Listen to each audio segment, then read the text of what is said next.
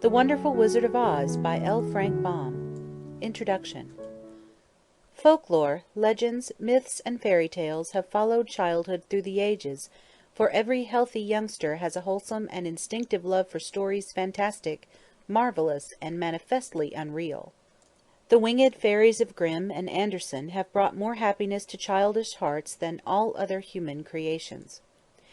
Yet the old-time fairy tale, having served for generations, may now be classed as historical in the children's library, for the time has come for a series of newer wonder tales, in which the stereotyped genie, dwarf, and fairy are eliminated, together with all the horrible and blood-curdling incidents devised by their authors to point a fearsome moral to each tale. Modern education includes morality. Therefore, the modern child seeks only entertainment in its wonder tales, and gladly dispenses with all disagreeable incident. Having this thought in mind, the story of the Wonderful Wizard of Oz was written solely to please children of today. It aspires to being a modernized fairy tale, in which the wonderment and joy are retained and the heartaches and nightmares are left out. L. Frank Baum, Chicago, April 1900. Chapter 1. The Cyclone. Dorothy lived in the midst of the great Kansas prairies, with Uncle Henry, who was a farmer, and Aunt Em, who was the farmer's wife. Their house was small, for the lumber to build it had to be carried by wagon many miles. There were 4 walls, a floor, and a roof, which made one room, and this room contained a rusty-looking cook-stove, a cupboard for the dishes, a table, 3 or 4 chairs, and the beds. Uncle Henry and Aunt Em had a big bed in one corner, and Dorothy a little bed in another corner.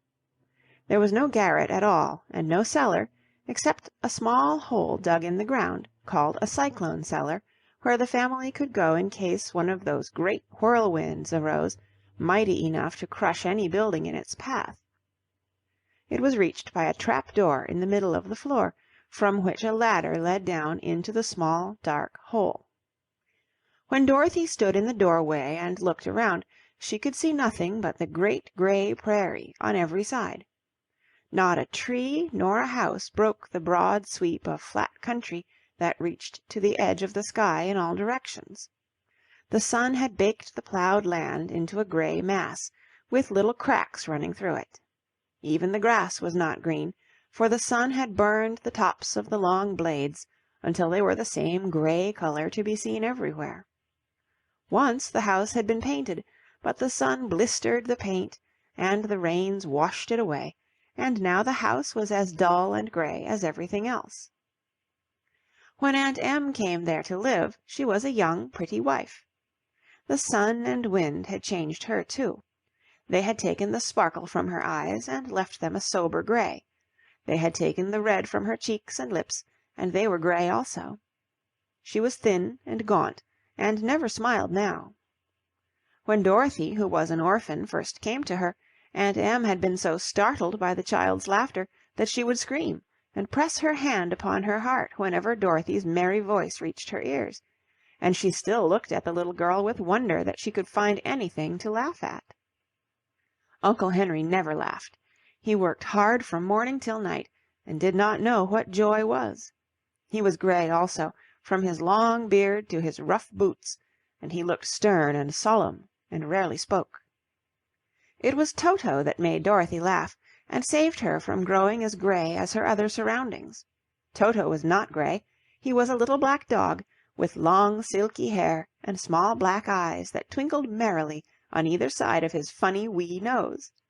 Toto played all day long, and Dorothy played with him, and loved him dearly. To-day, however, they were not playing.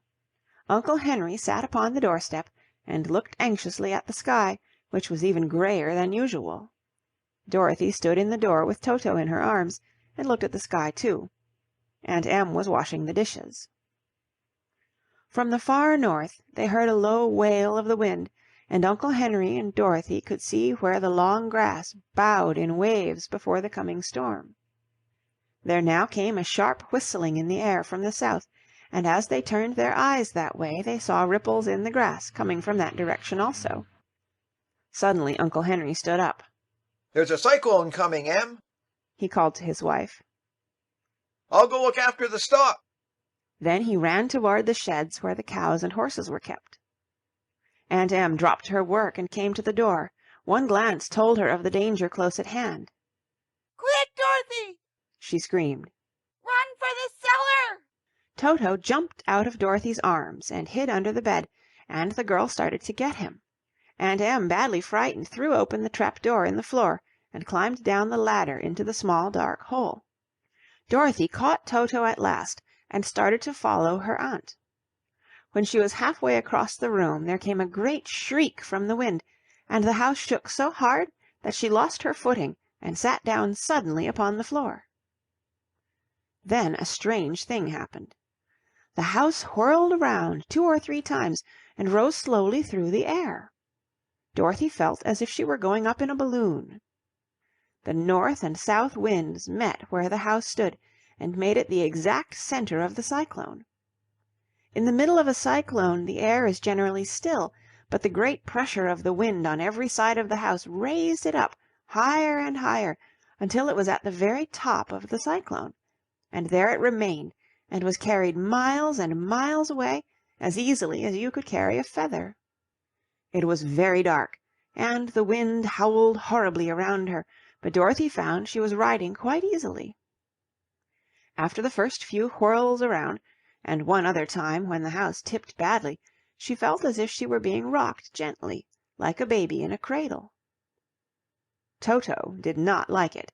He ran about the room, now here, now there, barking loudly, but Dorothy sat quite still on the floor and waited to see what would happen.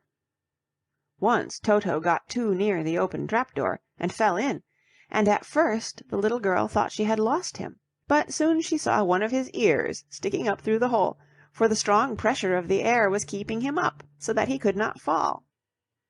She crept to the hole, caught Toto by the ear, and dragged him into the room again, afterward closing the trap-door so that no more accidents could happen. Hour after hour passed away, and slowly Dorothy got over her fright, but she felt quite lonely, and the wind shrieked so loudly all about her that she nearly became deaf. At first she had wondered if she would be dashed to pieces when the house fell again, but as the hours passed and nothing terrible happened, she stopped worrying, and resolved to wait calmly and see what the future would bring.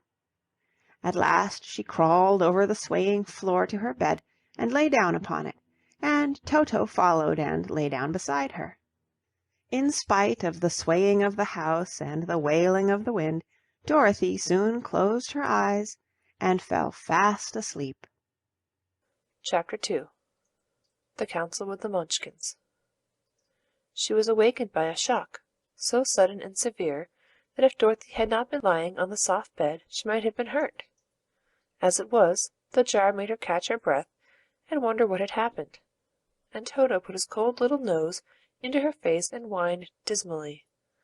Dorothy sat up and noticed that the house was not moving, nor was it dark, for the bright sunshine came in at the window, flooding the little room. She sprang from her bed, and with Toto at her heels, ran and opened the door. The little girl gave a cry of amazement and looked about her, her eyes growing bigger and bigger at the wonderful sights she saw. The cyclone had set the house down very gently, for a cyclone, in the midst of a country of marvelous beauty. There were lovely patches of greensward all about, with stately trees bearing rich and luscious fruits. Banks of gorgeous flowers were on every hand, and birds with rare and brilliant plumage sang and fluttered in the trees and bushes. A little way off was a small brook, rushing and sparkling along between green banks, and murmuring in a voice very grateful to a little girl who had lived so long on the dry, gray prairies. While she stood looking eagerly at the strange and beautiful sights, she noticed coming toward her a group of the queerest people she had ever seen. They were not as big as the grown folk she had always been used to, but neither were they very small. In fact, they seemed about as tall as Dorothy, who was a well-grown child for her age, although they were, so far as looks go, many years older. 3 were men and 1 a woman, and all were oddly dressed. They wore round hats that rose to a small point, a foot above their heads, with little bells around the brims that tinkled sweetly as they moved. The hats of the men were blue, the little woman's hat was white, and she wore a white gown that hung in pleats from her shoulders. Over it were sprinkled little stars that glistened in the sun like diamonds. The men were dressed in blue, of the same shade as their hats, and wore well-polished boots with a deep roll of blue at the tops. The men, Dorothy thought, were about as old as Uncle Henry, for two of them had beards. But the little woman was doubtless much older. Her face was covered with wrinkles, her hair was nearly white, and she walked rather stiffly. When these people drew near the house, where Dorothy was standing in the doorway, they paused and whispered among themselves, as if afraid to come further. But the little old woman walked up to Dorothy, made a low bow, and said in a sweet voice, "You are welcome, most noble sorceress, to the land of the Munchkins. We are so grateful to you for having killed the wicked witch of the East, and for setting our people free from bondage." Dorothy listened to this speech with wonder. What could the little woman possibly mean by calling her a sorceress, and saying she had killed the wicked witch of the East? Dorothy was an innocent, harmless little girl, who had been carried by a cyclone many miles from home, and she had never killed anything in all her life. But the little woman evidently expected her to answer, so Dorothy said with hesitation, "You are very kind, but there must be some mistake. I've not killed anything." "Your house did, anyway, replied the little old woman with a laugh. and that is the same thing. See, She continued, pointing to the corner of the house. there are her 2 feet, still sticking out from under a block of wood." Dorothy looked and gave a little cry of fright. There, indeed, just under the corner of the great beam the house rested on, 2 feet were sticking out, shod in silver shoes with pointed toes. "Oh, dear! Oh, dear!" cried Dorothy, clasping her hands together in dismay. "The house must have fallen on her. Whatever shall we do?" "There is nothing to be done," said the little woman calmly. "But who was she?" asked Dorothy. "She was the wicked witch of the East, as I said. Answered the little woman. She has held all the Munchkins in bondage for many years, making them slave for her night and day. Now they are all set free, and are grateful to you for the favor." "Who are the Munchkins?" inquired Dorothy. "They are the people who live in this land of the East, where the wicked witch ruled." "Are you a Munchkin?" asked Dorothy. "No, but I am their friend, although I live in the land of the North. When they saw the witch of the East was dead, the Munchkins sent a swift messenger to me, and I came at once. I am the witch of the North." "Oh, gracious!" cried Dorothy. "Are you a real witch?" "Yes, indeed. Answered the little woman. But I am a good witch, and the people love me. I am not as powerful as the wicked witch was who ruled here, or I should have set the people free myself." "But I thought all witches were wicked," said the girl, who was half frightened at facing a real witch. "Oh, no, that is a great mistake. There were only 4 witches in all the land of Oz, and 2 of them, those who live in the North and the South, are good witches. I know this is true, for I am one of them myself, and cannot be mistaken. Those who have dwelt in the East and the West were, indeed, wicked witches. But now that you have killed one of them, there is but one wicked witch in all the land of Oz, the one who lives in the West." "But," said Dorothy, after a moment's thought, "Aunt Em has told me that the witches were all dead, years and years ago." "Who is Aunt Em?" inquired the little old woman. "She is my aunt who lives in Kansas, where I came from." The witch of the North seemed to think for a time, with her head bowed and her eyes upon the ground. Then she looked up and said, "I do not know where Kansas is, for I have never heard that country mentioned before. But tell me, is it a civilized country?" "Oh, yes," replied Dorothy. "Then that accounts for it. In the civilized countries, I believe, there are no witches left, nor wizards, nor sorceresses, nor magicians. But you see, the land of Oz has never been civilized, for we are cut off from all the rest of the world. Therefore, we still have witches and wizards amongst us." Who are the wizards? asked Dorothy. "Oz himself is the great wizard. Answered the witch, sinking her voice to a whisper. He is more powerful than all the rest of us together. He lives in the city of Emeralds." Dorothy was going to ask another question, but just then the Munchkins, who had been standing silently by, gave a loud shout, and pointed to the corner of the house where the wicked witch had been lying. "What is it?" asked the little old woman, and looked and began to laugh. The feet of the dead witch had disappeared entirely, and nothing was left but the silver shoes. "She was so old," explained the Witch of the North. "that she dried up quickly in the sun. That is the end of her. But the silver shoes are yours, and you shall have them to wear." She reached down and picked up the shoes, and after shaking the dust out of them, handed them to Dorothy. "The Witch of the East was proud of those silver shoes," said one of the Munchkins. "and there is some charm connected with them, but what it was, we never knew." Dorothy carried the shoes into the house and placed them on the table. Then she came out again to the Munchkins and said, I am anxious to get back to my aunt and uncle, for I am sure they will worry about me. Can you help me find my way? The Munchkins and the witch first looked at one another, and then at Dorothy, and then shook their heads. "At the east, not far from here," said one, "there is a great desert, and none could live to cross it." "It is the same at the south," said another, "for I have been there and seen it. The south is the country of the Quadlings."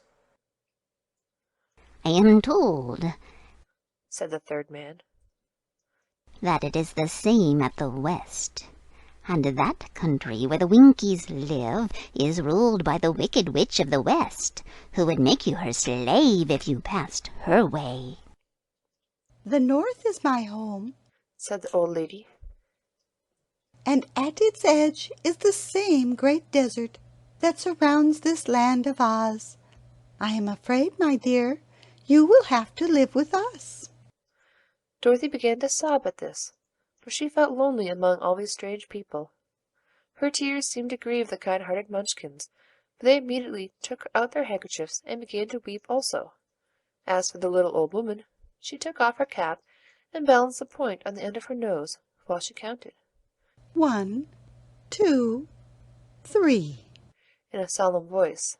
At once the cap changed to a slate, on which was written in big white chalk marks, "Let Dorothy go to the city of Emeralds." The little old woman took the slate from her nose, and having read the words on it, asked, "Is your name Dorothy, my dear?"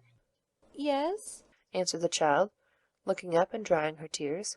"Then you must go to the city of Emeralds.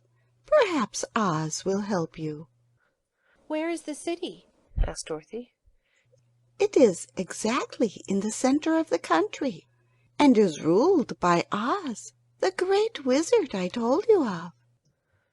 Is he a good man? inquired the girl anxiously. "He is a good wizard. Whether he is a man or not, I cannot tell, for I have never seen him." How can I get there? asked Dorothy. "You must walk.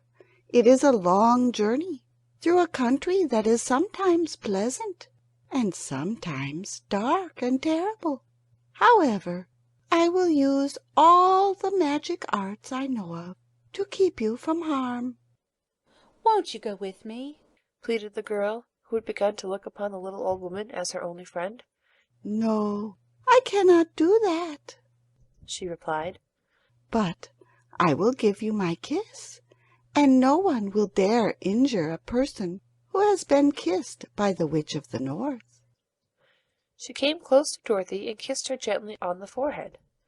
Where her lips touched the girl, they left a round, shining mark, as Dorothy found out soon after. "The road to the city of Emeralds is paved with yellow brick," said the witch. "so you cannot miss it. When you get to Oz, Do not be afraid of him, but tell him your story and ask him to help you. Goodbye, my dear." The three Munchkins bowed low to her, and wished her a pleasant journey, after which they walked away through the trees. The witch gave Dorothy a friendly little nod, whirled around on her left heel 3 times, and straightway disappeared, much to the surprise of little Toto, who barked after her loudly enough when she had gone, because he had been afraid even to growl while she stood by. But Dorothy, knowing her to be a witch, had expected her to disappear in just that way, and was not surprised in the least. Chapter 3. How Dorothy Saved the Scarecrow. When Dorothy was left alone, she began to feel hungry, so she went to the cupboard and cut herself some bread, which she spread with butter. She gave some to Toto, and taking a pail from the shelf, she carried it down to the little brook and filled it with clear, sparkling water. Toto ran over to the trees and began to bark at the birds sitting there. Dorothy went to get him, and saw such delicious fruit hanging from the branches that she gathered some of it, finding it just what she wanted to help out her breakfast. Then she went back to the house, and having helped herself and Toto to a good drink of cool, clear water, she set about making ready for the journey to the City of Emeralds.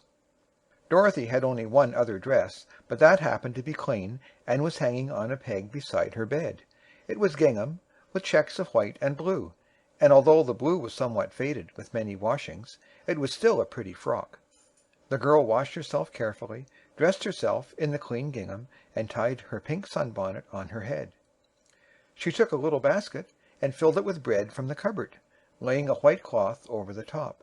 Then she looked down at her feet and noticed how old and worn her shoes were. "They surely will never do for a long journey, Toto," she said. And Toto looked up into her face with his little black eyes and wagged his tail to show he knew what she meant. At that moment Dorothy saw lying on the table the silver shoes that had belonged to the Witch of the East. "I wonder if they will fit me," she said to Toto. "They would be just the thing to take a long walk in, for they could not wear out." She took off her old leather shoes and tried on the silver ones, which fitted her as well as if they had been made for her.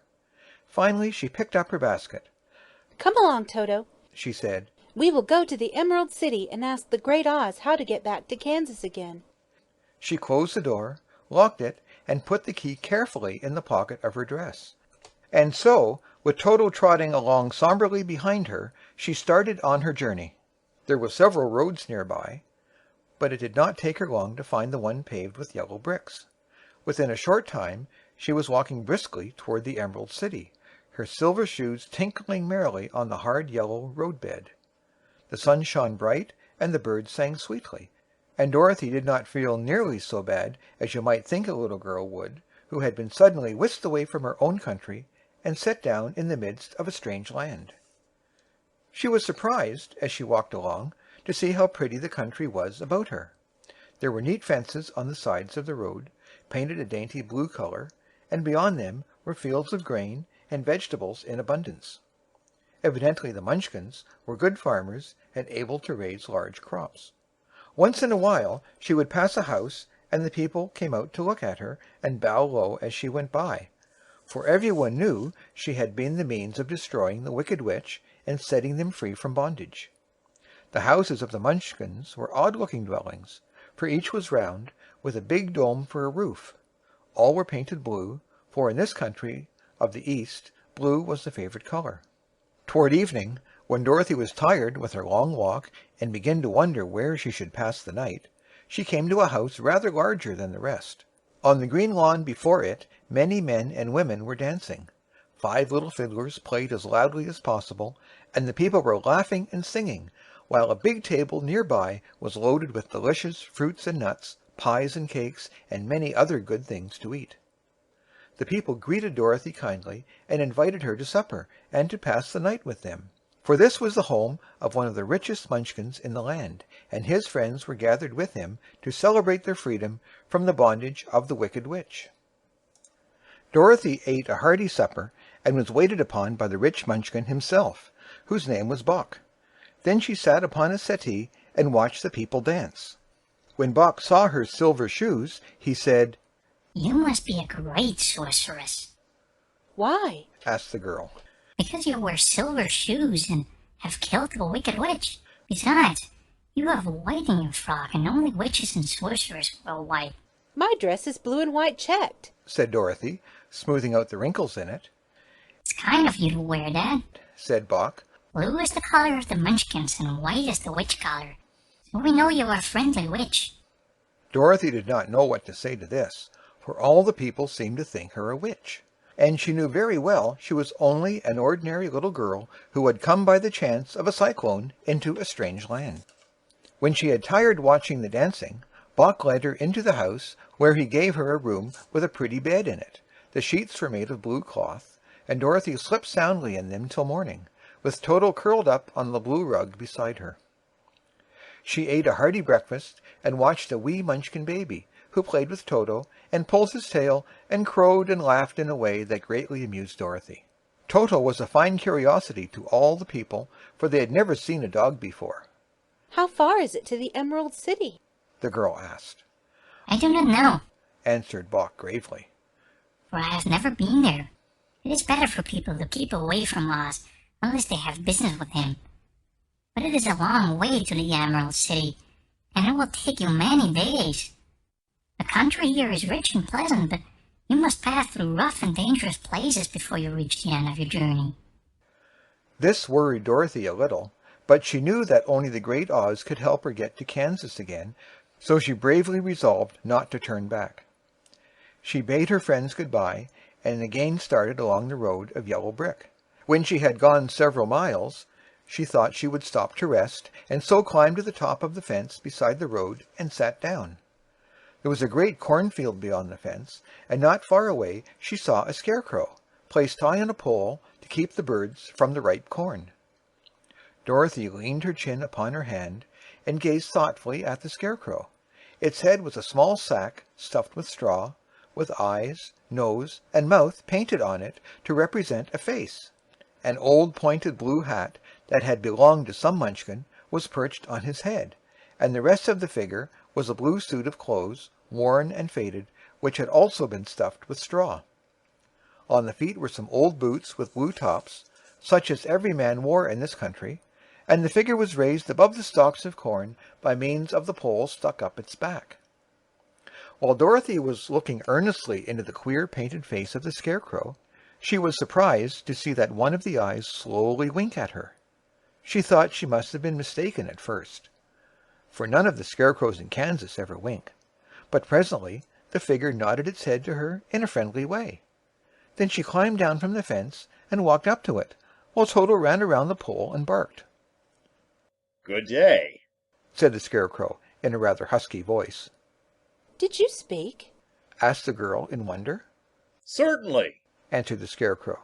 "How do you do?" I'm pretty well, thank you, replied Dorothy politely. How do you do? "I'm not feeling well," said the scarecrow with a smile, "for it's very tedious being perched up here night and day to scare away crows." Can't you get down? asked Dorothy. "No, for this pole is stuck up my back.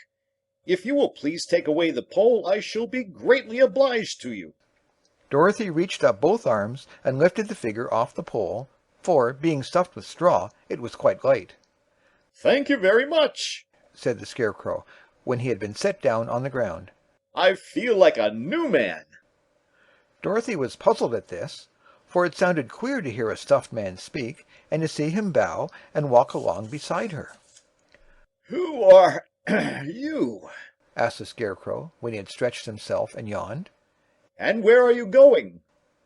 My name is Dorothy, said the girl. and I am going to the Emerald City to ask the Great Oz to send me back to Kansas. "Where is the Emerald City?" he inquired. "And who is Oz?" Why, don't you know? she returned in surprise. "You see, I am stuffed, so I have no brains at all," he answered sadly.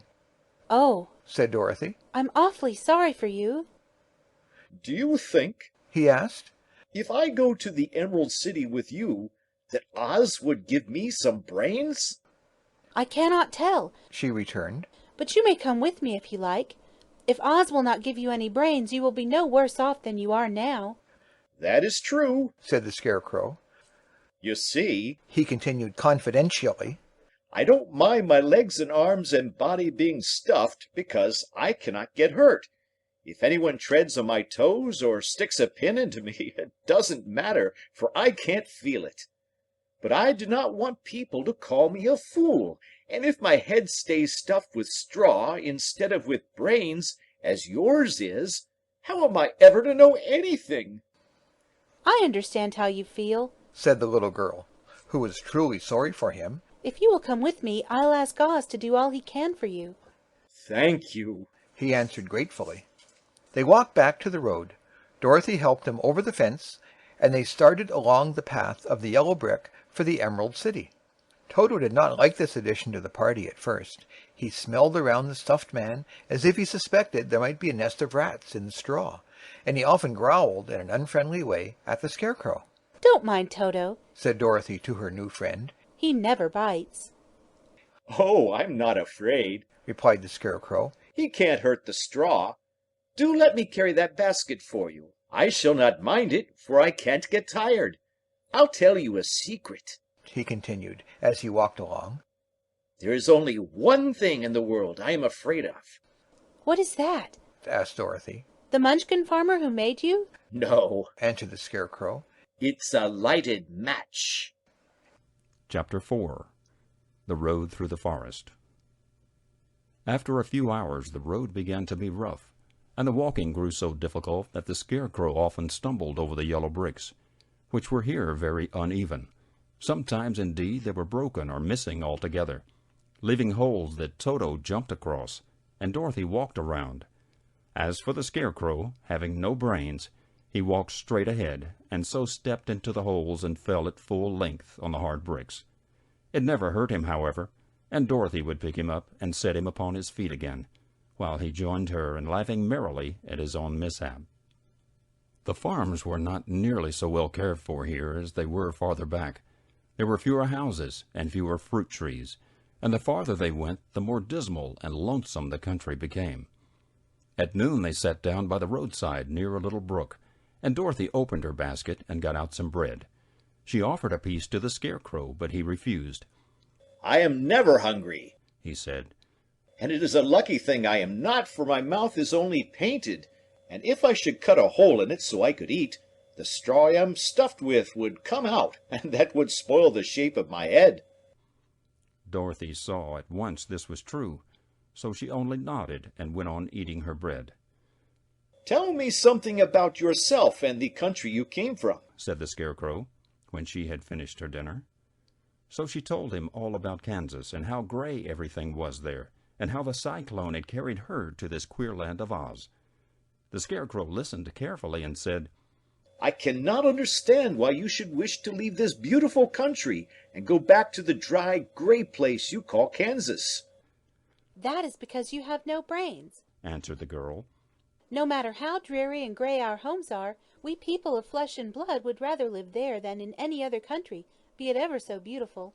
There is no place like home. The Scarecrow sighed. Of course I cannot understand it, he said. If your heads were stuffed with straw like mine, you would probably all live in the beautiful places, and then Kansas would have no people at all. It is fortunate for Kansas that you have brains.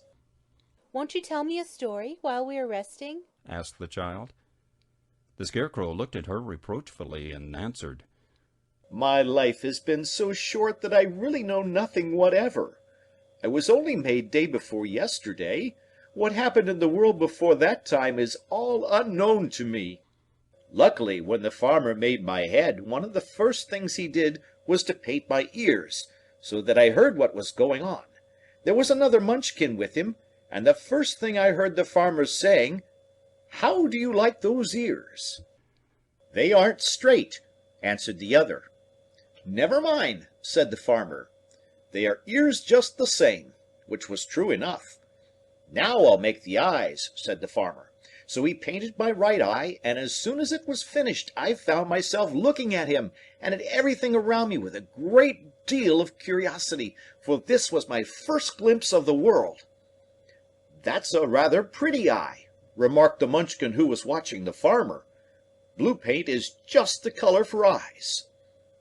"I think I'll make the other a little bigger," said the farmer, and when the second eye was done I could see much better than before. Then he made my nose and my mouth, but I did not speak, because at that time I didn't know what a mouth was for. I had the fun of watching them make my body and my arms and legs, and when they fastened on my head, at last, I felt very proud, for I thought I was just as good a man as anyone. "This fellow will scare the crows fast enough," said the farmer. "He looks just like a man." "Why, he is a man," said the other, and I quite agreed with him.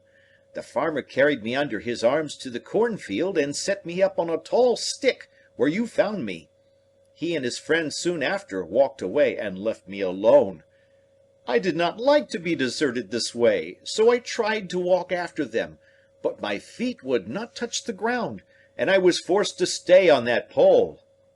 It was a lonely life to lead, for I had nothing to think of, having been made such a little while before. Many crows and other birds flew into the cornfield, but as soon as they saw me they flew away again, thinking I was a Munchkin, and this pleased me and made me feel that I was quite an important person. By and by an old crow flew near me, and after looking at me carefully he perched upon my shoulder and said, "I wonder if that farmer thought to fool me in this clumsy manner. Any crow of sense could see that you are only stuffed with straw." Then he hopped down at my feet and ate all the corn he wanted. The other birds, seeing that he was not harmed by me, came to eat the corn too, so in a short time there was a great flock of them about me. I felt sad at this, for it showed I was not such a good scarecrow after all. But the old crow comforted me, saying, "If you only had brains in your head, you would be as good a man as any of them, and a better man than some of them. Brains are the only things worth having in this world, no matter whether one is a crow or a man." After the crows had gone, I thought this over, and decided I would try hard to get some brains.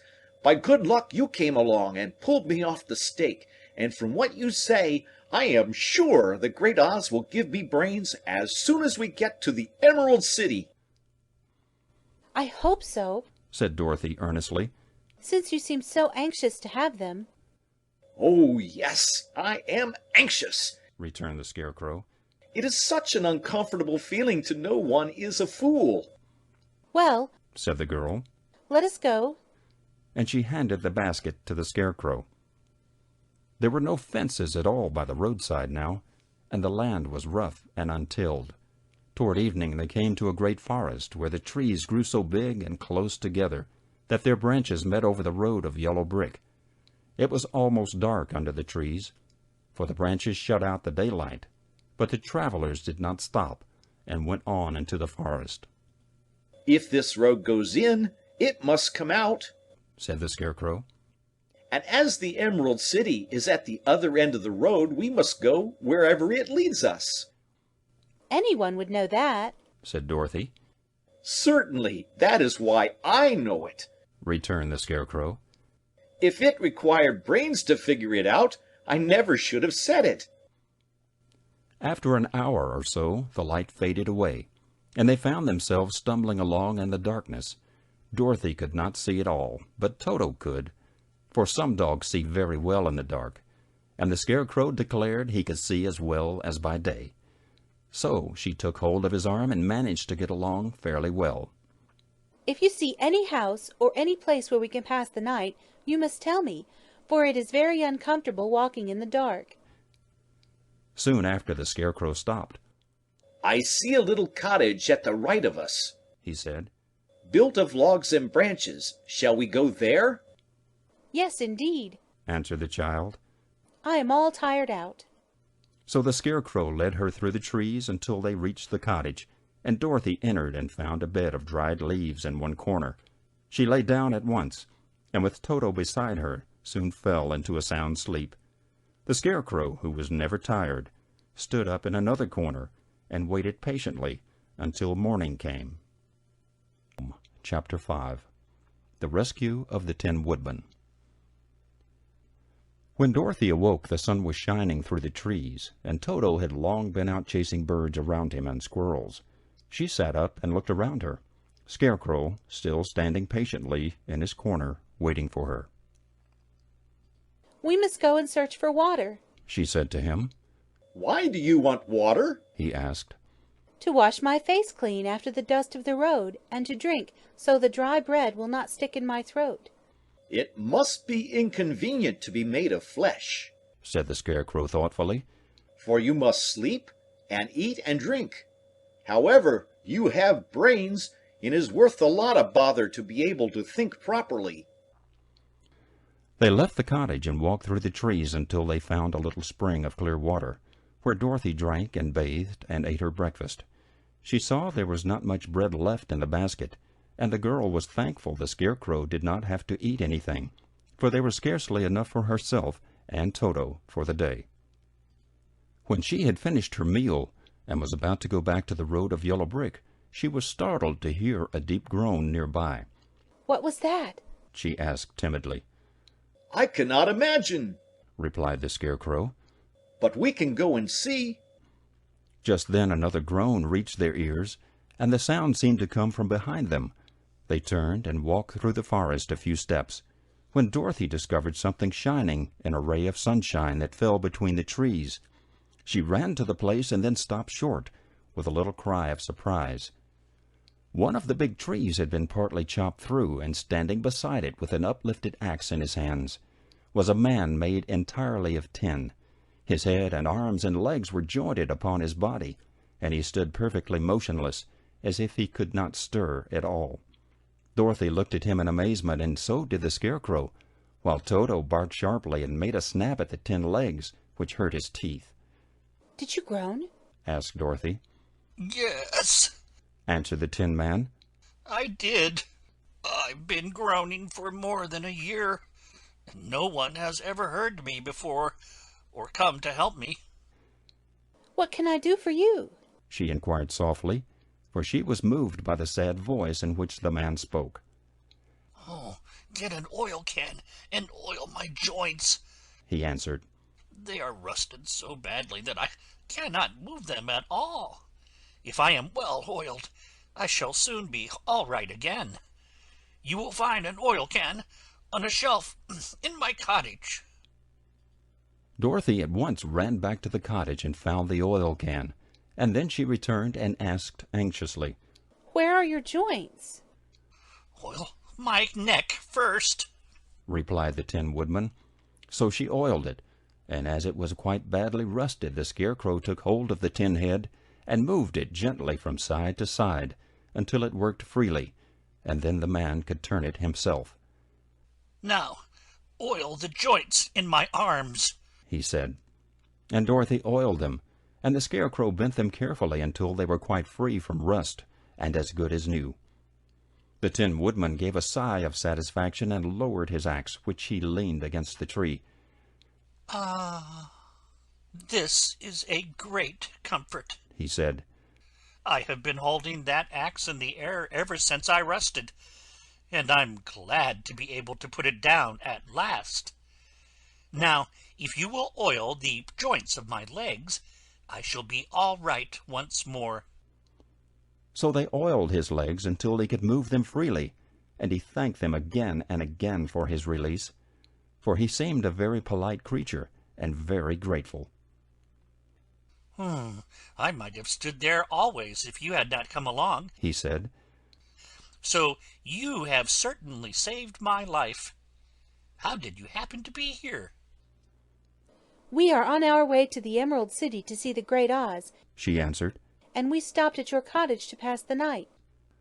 "Why do you wish to see Oz?" he asked. "I want him to send me back to Kansas, and the Scarecrow wants him to put a few brains into his head," she replied. The Tin Woodman appeared to think deeply for a moment. Then he said, "Do you suppose Oz could give me a heart?" "Why, I guess so," Dorothy answered. "It would be as easy as to give the Scarecrow brains." "True," the Tin Woodman returned. "So If you will allow me to join your party, I will also go to the Emerald City and ask Oz to help me." "Come along," said the Scarecrow heartily, and Dorothy added that she would be pleased to have his company. So the Tin Woodman shouldered his axe, and they all passed through the forest until they came to the road that was paved with yellow brick. The Tin Woodman had asked Dorothy to put the oil can in her basket. "For," he said, "if I should get caught in the rain and rust again, I would need the oil can badly." It was a bit of good luck to have their new comrade join the party, for soon after they had begun their journey again they came to a place where the trees and branches grew so thick over the road that the travelers could not pass. But the Tin Woodman set to work with his axe, and chopped so well that soon he cleared a passage for the entire party. Dorothy was thinking so earnestly as they walked along that she did not notice when the Scarecrow stumbled into a hole and rolled over to the side of the road. Indeed, he was obliged to call to her to help him up again. "Why didn't you walk around the hole?" asked the Tin Woodman. "I don't know enough," replied the Scarecrow cheerfully. "My head is stuffed with straw, you know, and that is why I am going to Oz to ask him for some brains." "Oh, I see," said the Tin Woodman. "But, after all, brains are not the best things in the world." "Have you any?" inquired the Scarecrow. "No, my head is quite empty," answered the Woodman. "But once I had brains, and a heart also, so, having tried them both, I should much rather have a heart." "And why is that?" asked the Scarecrow. "I will tell you my story, and then you will know." So, while they were walking through the forest, the Tin Woodman told the following story. "I was born the son of a woodman who chopped down trees in the forest and sold the wood for a living. When I grew up, I too became a wood chopper, and after my father died, I took care of my old mother as long as she lived. Then I made up my mind that instead of living alone, I would marry, so that I might not become lonely. There was one of the Munchkin girls who was so beautiful that I soon grew to love her with all my heart. She, on her part, promised to marry me as soon as I could earn enough money to build a better house for her. So I set to work harder than ever. But the girl lived with an old woman who did not want her to marry anyone, for she was so lazy she wished the girl to remain with her and do the cooking and the housework. So the old woman went to the Wicked Witch of the East and promised her 2 sheep and a cow if she would prevent the marriage. Thereupon the Wicked Witch enchanted my axe, and when I was chopping away at my best one day, for I was anxious to get the new house and my wife as soon as possible, the axe slipped all at once and cut off my left leg. This at first seemed a great misfortune, for I knew a one-legged man could not do very well as a wood chopper. So I went to a tinsmith and had him make me a new leg out of tin. The leg worked very well, once I was used to it, but my action angered the Wicked Witch of the East, for she had promised the old woman I should not marry the pretty Munchkin girl. When I began chopping again, my axe slipped and cut off my right leg. Again I went to the tinsmith, and again he made me a leg out of tin. After this, the enchanted axe cut off my arms one after the other. But nothing daunted, I had them replaced with tin ones. The Wicked Witch then made the axe slip and cut off my head, and at first I thought that was the end of me.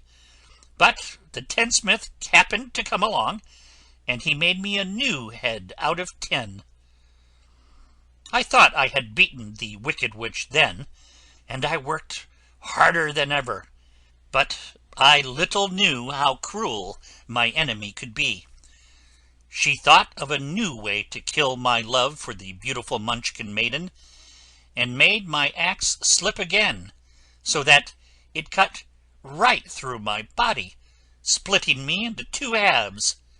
Once more the tinsmith came to my help, and made me a body of tin, fastening my 10 arms and legs and head to fit it, by means of joints, so that I could move around as well as ever.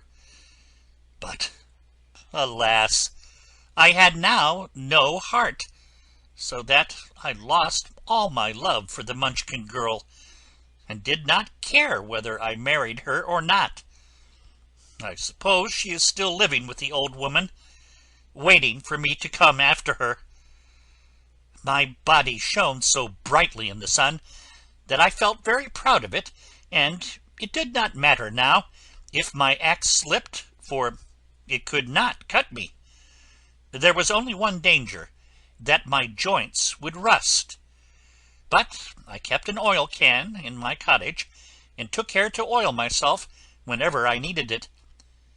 However, there came a day when I forgot to do this, and being caught in a rainstorm, before I thought of the danger, my joints had rusted, and I was left to stand in the woods until you came to help me. It was a terrible thing to undergo, but during the year I stood there, I had time to think that the greatest loss I had known was the loss of my heart. While I was in love, I was the happiest man on earth, but no one can love who has not a heart, and so I am resolved to ask Oz to give me one. If he does, I will go back to the Munchkin maiden and marry her. Both Dorothy and the Scarecrow had been greatly interested in the story of the Tin Woodman, and now they knew why he was so anxious to get a new heart. All the same, said the Scarecrow, I shall ask for brains instead of a heart, for a fool would not know what to do with a heart if he had one. I shall take the heart, returned the Tin Woodman, for brains do not make one happy, and happiness is the best thing in the world. Dorothy did not say anything, for she was puzzled to know which of her 2 friends was right, and she decided if she could only get back to Kansas and Aunt Em, it did not matter so much whether the Woodman had no brains and the Scarecrow no heart, or each got what he wanted.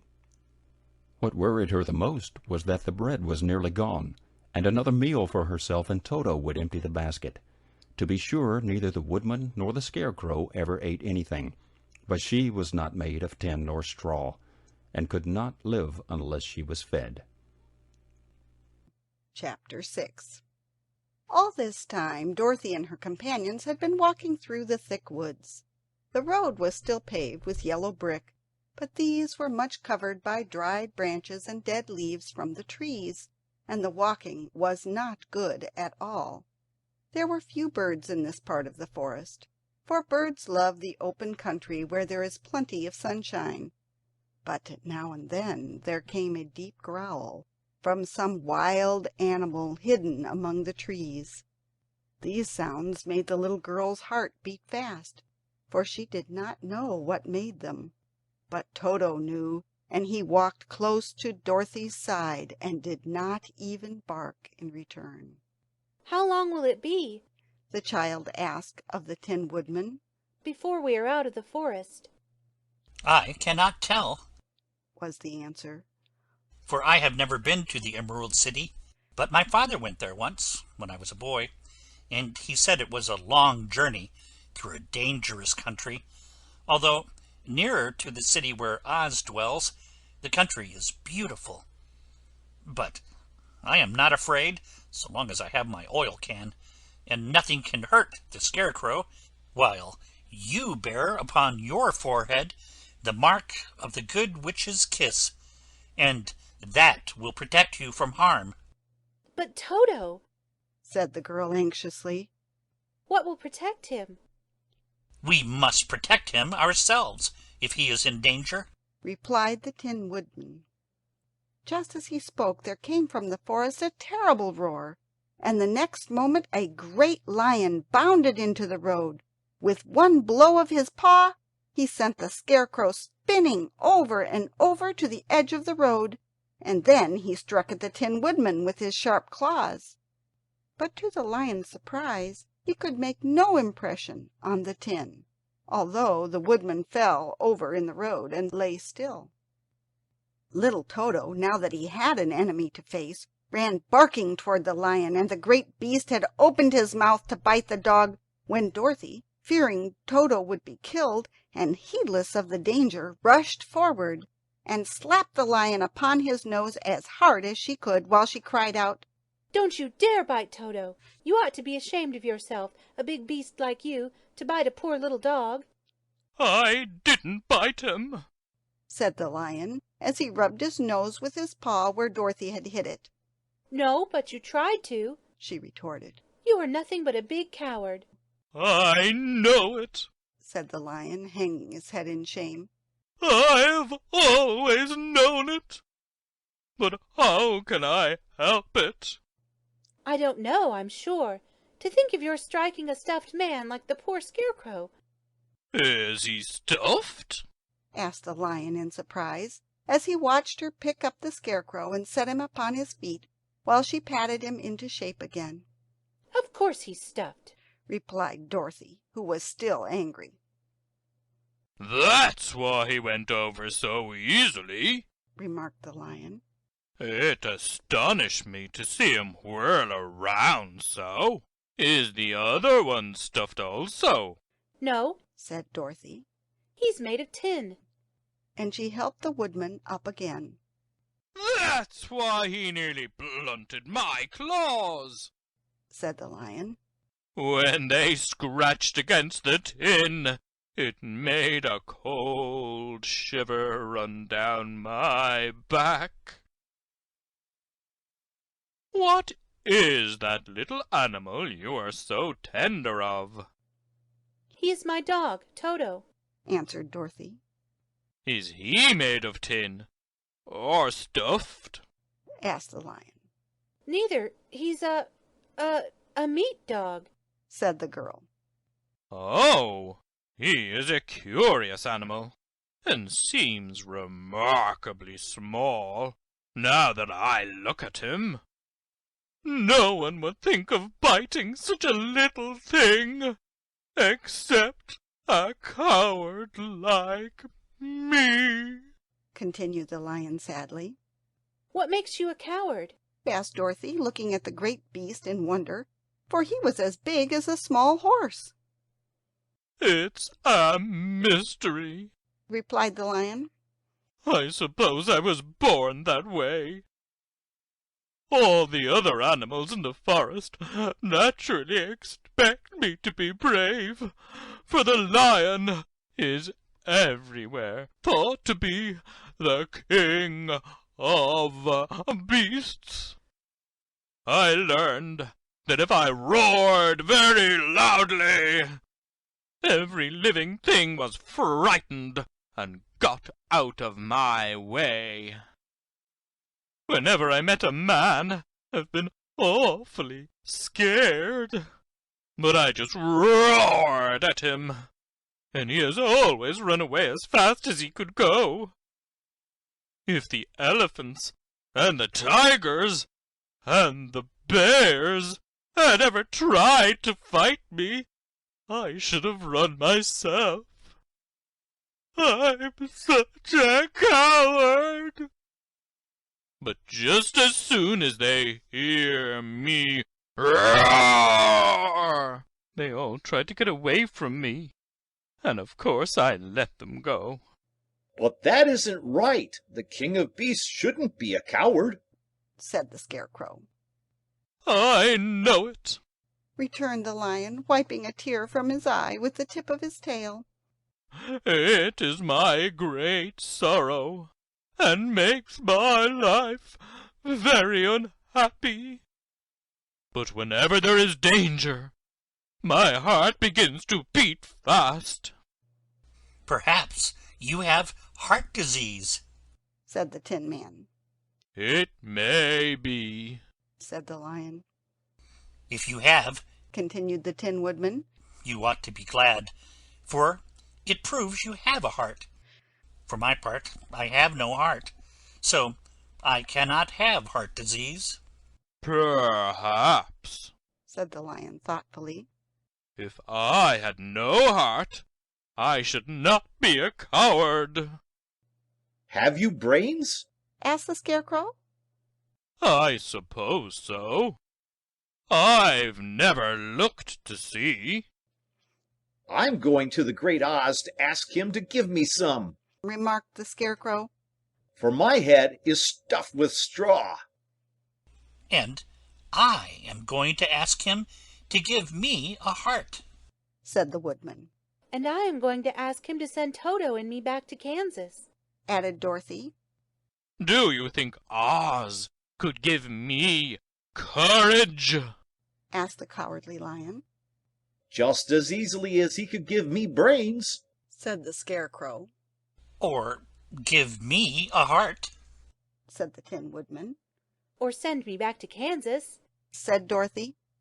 "Then, if you don't mind, I'll go with you, said the Lion.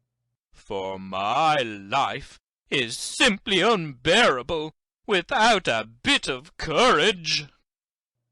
"You will be very welcomed," answered Dorothy. "for you will help to keep away the other wild beasts. It seems to me they must be more cowardly than you are, if they allow you to scare them so easily." "They really are," said the Lion. "but that doesn't make me any braver. And as long as I know myself to be a coward, I shall be unhappy." So once more the little company set off upon the journey, the Lion walking with stately strides at Dorothy's side. Toto did not approve this new comrade at first, for he could not forget how nearly he had been crushed between the Lion's great jaws. But after a time he became more at ease, and presently Toto and the Cowardly Lion had grown to be good friends. During the rest of that day there was no other adventure to mar the peace of their journey. Once, indeed, the Tin Woodman stepped upon a beetle that was crawling along the road, and killed the poor little thing. This made the Tin Woodman very unhappy, for he was always careful not to hurt any living creature, and as he walked along he wept several tears of sorrow and regret. These tears ran slowly down his face and over the hinges of his jaw, and there they rested. When Dorothy presently asked him a question, the Tin Woodman could not open his mouth, for his jaws were tightly rusted together. He became greatly frightened at this, and made many motions to Dorothy to relieve him, but she could not understand. The Lion was also puzzled to know what was wrong, but the Scarecrow seized the oil can from Dorothy's basket and oiled the Woodman's jaws, so that after a few moments he could talk as well as before. "This will serve me as a lesson," said he, "to look where I step. For if I should kill another bug or beetle, I should surely cry again, and crying rusts my jaws so that I cannot speak." Thereafter he walked very carefully, with his eyes on the road, and when he saw a tiny ant toiling by, he would step over it so as not to harm it. The Tin Woodman knew very well he had no heart, and therefore took great care never to be cruel or unkind to anything. "You people with hearts," he said, "have something to guide you. You need never do wrong, but I have no heart, and so I must be very careful. When Oz gives me a heart, of course I needn't mind so much." Chapter 7. The Journey to the Great Oz. They were obliged to camp out that night under a large tree in the forest, for there were no houses near. The tree made a good thick covering to protect them from the Jew, and the Tin Woodman chopped a great pile of wood with his axe, and Dorothy built a splendid fire that warmed her and made her feel less lonely. She and Toto ate the last of the bread, and now she did not know what they would do for breakfast. "If you wish," said the Lion, "I will go into the forest and kill a deer for you. You can roast it by the fire. Since your tastes are so peculiar, that you prefer cooked food. And then you will have a very good breakfast. Don't! Please don't! begged the Tin Woodman. I should certainly weep if you killed a poor deer, and then my jaws would rust again. But the Lion went away into the forest and found his own supper, and no one ever knew what it was, for he didn't mention it. And the Scarecrow found a tree full of nuts and filled Dorothy's basket with them, so that she would not be hungry for a long time. She thought this was very kind and thoughtful of the Scarecrow, but she laughed heartily at the awkward way in which the poor creature picked up the nuts. His padded hands were so clumsy and the nuts were so small that he dropped almost as many as he put in the basket. But the Scarecrow did not mind how long it took him to fill the basket, for it enabled him to keep away from the fire, as he feared a spark might get into his straw and burn him up. So he kept a good distance away from the flames, and only came near to cover Dorothy with dry leaves when she lay down to sleep. These kept her very snug and warm, and she slept soundly until the morning. When it was daylight, the girl bathed her face in a little rippling brook, and soon after they all started toward the Emerald City. This was to be an eventful day for the travelers. They had hardly been walking an hour when they saw before them a great ditch that crossed the road and divided the forest as far as they could see on either side. It was a very wide ditch, and when they crept up to the edge and looked into it, they could see that it was also very deep, and there were many big jagged rocks in the bottom. The sides were so steep that none of them could climb down, and for a moment it seemed that their journey must end. "What shall we do?" asked Dorothy despairingly. I haven't the faintest idea, said the Tin Woodman, and the Lion shook his shaggy mane and looked thoughtful. But the Scarecrow said, We cannot fly, that is certain. Neither can we climb down into this great ditch. Therefore, if we cannot jump over it, we must stop where we are. I think I could jump over it, said the Cowardly Lion, after measuring the distance carefully in his mind. Then we are all right, answered the Scarecrow, for you can carry us all over on your back one at a time. Well, I'll try it, said the Lion. Who will go first? I will, declared the Scarecrow. For if you found that you could not jump over the gulf, Dorothy would be killed, or the Tin Woodman badly dented on the rocks below. But if I am on your back, it will not matter so much, for the fall would not hurt me at all. I am terribly afraid of falling myself, said the Cowardly Lion. But I suppose there is nothing to do but try it. So, get on my back, and we will make the attempt. The Scarecrow sat upon the Lion's back, and the big beast walked to the edge of the gulf and crouched down. Why don't you run and jump? asked the Scarecrow. Because that isn't the way we lions do these things, he replied. Then giving a great spring, he shot through the air and landed safely on the other side. They were all greatly pleased to see how easily he did it, and after the Scarecrow had got down from his back, the Lion sprang across the ditch again. Dorothy thought she would go next, so she took Toto in her arms and climbed on the Lion's back, holding tightly to his mane with one hand. The next moment it seemed as if she were flying through the air, and then, before she had time to think about it, she was safe on the other side. The Lion went back a third time and got the Tin Woodman, and they all sat down for a few moments to give the beast a chance to rest, for his great leaps had made his breath short, and he panted like a big dog that has been running too long. They found the forest very thick on this side, and it looked dark and gloomy. After the Lion had rested, they started along the road of yellow brick, silently wondering, each in his own mind, if they would come to the end of the woods and reach the bright sunshine again. To add to their discomfort, they soon heard strange noises in the depths of the forest, and the Lion whispered to them that it was in this part of the country that the Kalidas lived. "What are the Kalidas?" asked the girl. They are monstrous beasts, with bodies like bears and heads like tigers, replied the Lion. and with claws so long and sharp that they could tear me in two as easily as I could kill Toto. I'm terribly afraid of the Kalidas. I'm not surprised that you are, returned Dorothy. They must be dreadful beasts. The lion was about to reply when suddenly they came to another gulf across the road. But this one was so broad and deep that the lion knew at once he could not leap across it. So they sat down to consider what they should do, and after serious thought the Scarecrow said, "Here is a great tree standing close to the ditch. If the Tin Woodman can chop it down so that it will fall to the other side, we can walk across it easily." That is a first-rate idea, said the lion. One would almost suspect you had brains in your head instead of straw. The woodman set to work at once, and so sharp was his axe that the tree was soon chopped nearly through.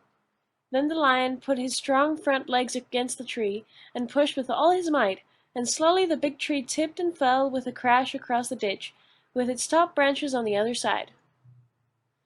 They had just started to cross this queer bridge when a sharp growl made them all look up, and to their horror they saw running toward them two great beasts with bodies like bears and heads like tigers. "They are the Kalidas!" said the cowardly lion, beginning to tremble. "Quick!" cried the Scarecrow. "Let us cross over!" So Dorothy went first, holding Toto in her arms, and the Tin Woodman followed, and the Scarecrow came next.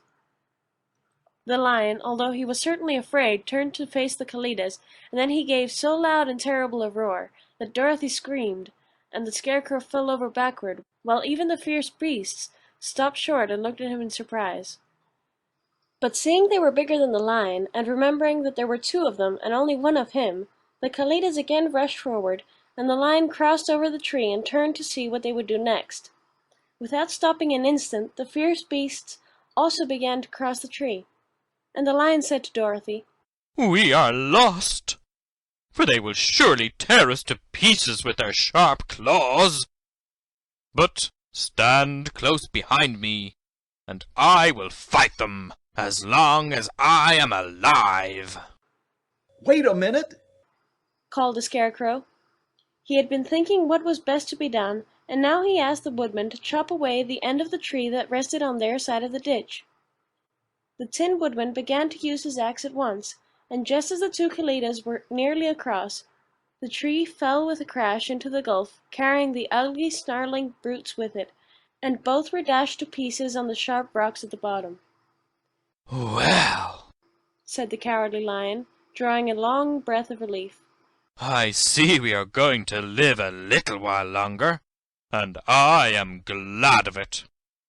For it must be a very uncomfortable thing not to be alive. Those creatures frightened me so badly that my heart is beating yet." Ah, said the Tin Woodman sadly. I wish I had a heart to beat. This adventure made the travelers more anxious than ever to get out of the forest, and they walked so fast that Dorothy became tired and had to ride on the lion's back. To their great joy, the trees became thinner the farther they advanced, and in the afternoon they suddenly came upon a broad river flowing swiftly just before them. On the other side of the water, they could see the road of yellow brick running through a beautiful country with green meadows dotted with bright flowers, and all the road bordered with trees hanging full of delicious fruits.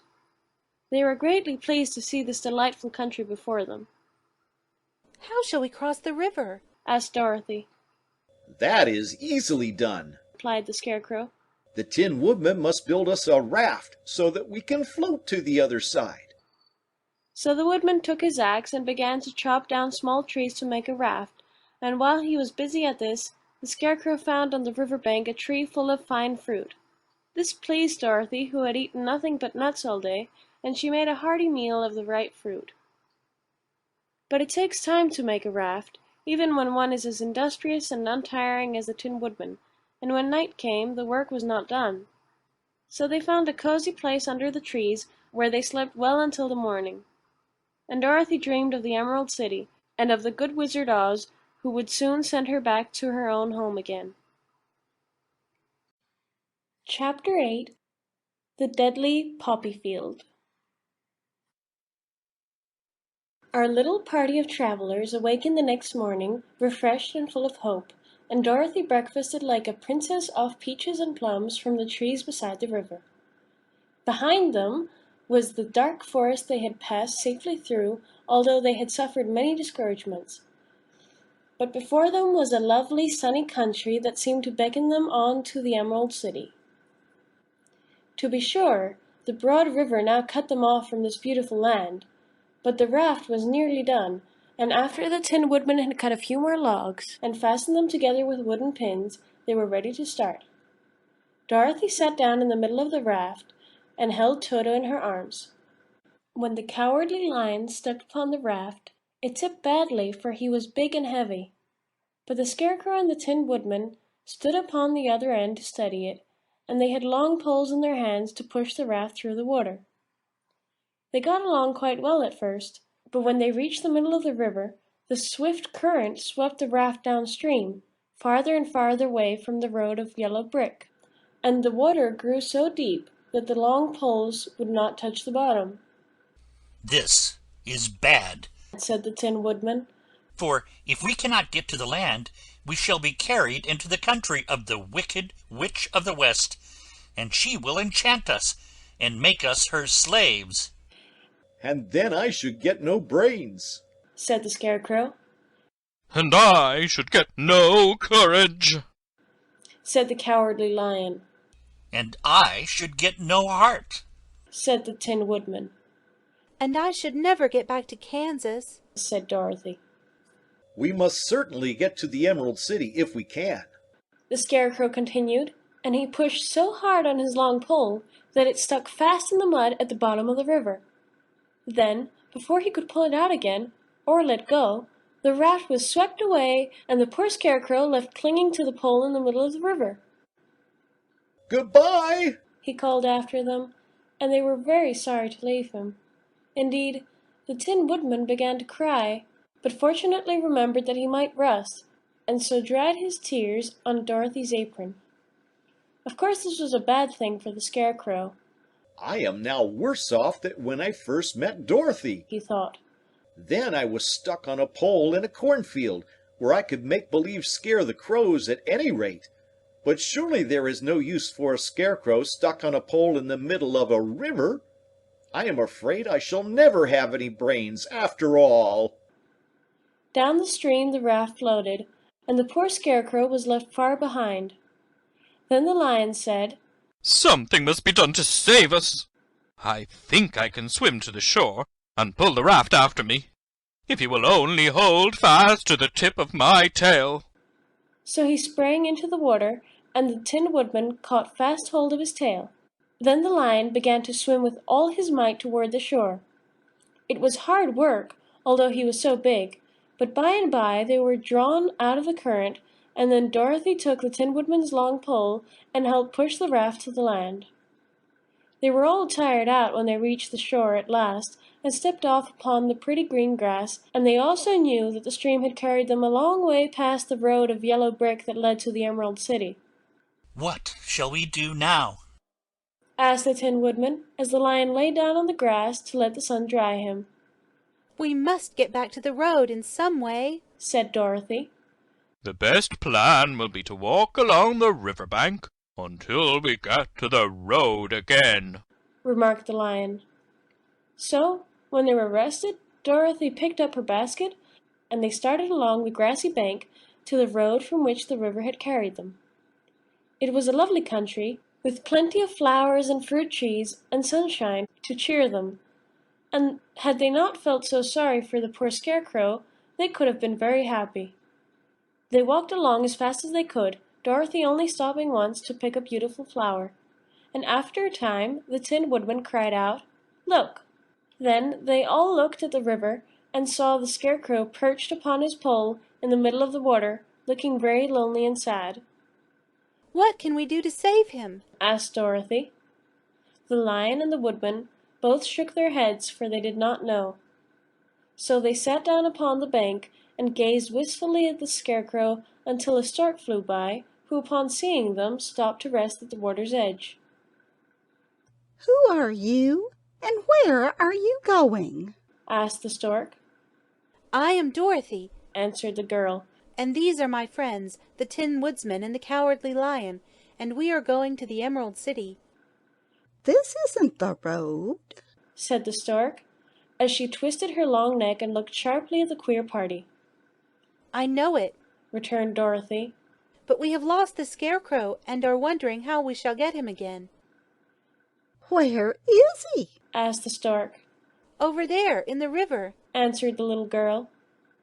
"If he wasn't so big and heavy, I would go get him for you," remarked the stork. "He isn't heavy a bit," said Dorothy eagerly, "for he is stuffed with straw, and if you bring him back to us, we shall thank you ever and ever so much." "Well, I'll try," said the stork. "but if I find he is too heavy to carry, I shall have to drop him in the river again." So the big bird flew into the air and over the water till she came to where the Scarecrow was perched upon his pole. Then the stork, with her great claws, grabbed the Scarecrow by the arm and carried him up into the air and back to the bank where Dorothy and the lion and the Tin Woodman and Toto were sitting. When the Scarecrow found himself among his friends again, he was so happy that he hugged them all, even the lion and Toto. And as they walked along, he sang, "Tol-de-ree-de-o."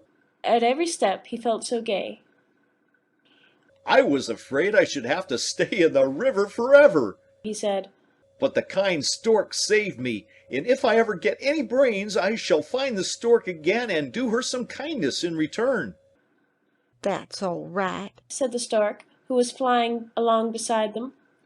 "I always like to help anyone in trouble, but I must go now, for my babies are waiting in the nest for me. I hope you will find the Emerald City, and that Oz will help you." "Thank you," replied Dorothy, and then the kind stork flew into the air and was soon out of sight. They walked along, listening to the singing of the brightly colored birds, and looking at the lovely flowers which now became so thick that the ground was carpeted with them. There were big yellow and white and blue and purple blossoms, besides great clusters of scarlet poppies, which were so brilliant in color that they almost dazzled Dorothy's eyes. "Aren't they beautiful?" the girl asked as she breathed in the spicy scent of the bright flowers. "I suppose so," answered the Scarecrow. "When I have brains, I shall probably like them better." "If I only had a heart, I should love them," added the Tin Woodman. "I always did like flowers," said the lion. "They seem so helpless and frail. But there are none in the forest so bright as these." They now came upon more and more of the big scarlet poppies, and fewer of the other flowers, and soon they found themselves in the midst of a great meadow of poppies. Now it is well known that when there are many of these flowers together, their odor is so powerful that anyone who breathes it falls asleep, and if their sleeper is not carried away from the scent of the flowers, he sleeps on and on forever. But Dorothy did not know this, nor could she get away from the bright red flowers that were everywhere about. So presently her eyes grew heavy, and she felt she must sit down to rest and to sleep. But the Tin Woodman would not let her do this. "We must hurry and get back to the road of yellow brick before dark," he said, and the Scarecrow agreed with him. So they kept walking until Dorothy could stand no longer. Her eyes closed in spite of herself, and she forgot where she was, and fell among the poppies fast asleep. "What shall we do?" asked the Tin Woodman. "If we leave her here, she will die," said the lion. "The smell of the flowers is killing us all.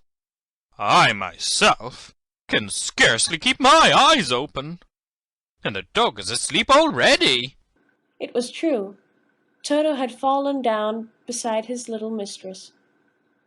But the Scarecrow and the Tin Woodman, not being made of flesh, were not troubled by the scent of the flowers. "Run fast," said the Scarecrow to the lion, and get out of this deadly flower bed as soon as you can. We will bring the little girl with us, but if you should fall asleep, you are too big to be carried." So the lion aroused himself and bounded forward as fast as he could go. In a moment he was out of sight. "Let us make a chair with our hands and carry her," said the Scarecrow. So they picked up Toto and put the dog in Dorothy's lap, and then they made a chair, with their hands for the seat and their arms for the arms, and carried the sleeping girl between them through the flowers. On and on they walked, and it seemed that the great carpet of deadly flowers that surrounded them would never end. They followed the bend of the river, and at last came upon their friend the lion, lying fast asleep among the poppies.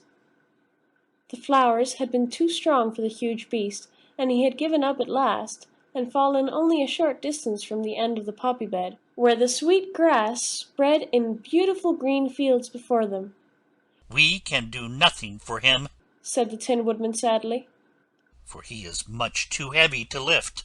We must leave him here to sleep on forever, and perhaps he will dream that he has found courage at last."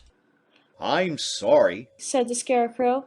"The lion was a very good comrade for one so cowardly, but let us go on." They carried the sleeping girl to a pretty spot beside the river, far enough from the poppy field to prevent her breathing any more of the poison of the flowers, and here they laid her gently on the soft grass and waited for the fresh breeze to waken her. Chapter 9. The Queen of the Field Mice. "We cannot be far from the road of yellow brick now," remarked the Scarecrow as he stood beside the girl, "for we have come nearly as far as the river carried us away." The Tin Woodman was about to reply when he heard a low growl, and turning his head, which worked beautifully on its hinges, he saw a strange beast come bounding over the grass toward them. It was, indeed, a great yellow wildcat, and the Woodman thought it must be chasing something, for its ears were lying close to its head, and its mouth was wide open, showing 2 rows of ugly teeth, while its red eyes glowed like balls of fire. As it came nearer, the Tin Woodman saw that running before the beast was a little gray field mouse, and although he had no heart, he knew it was wrong for the wildcat to try to kill such a pretty, harmless creature. So the Woodman raised his axe, and as the wildcat ran by, he gave it a quick blow that cut the beast's head clean off from its body, and it rolled over at his feet in 2 pieces.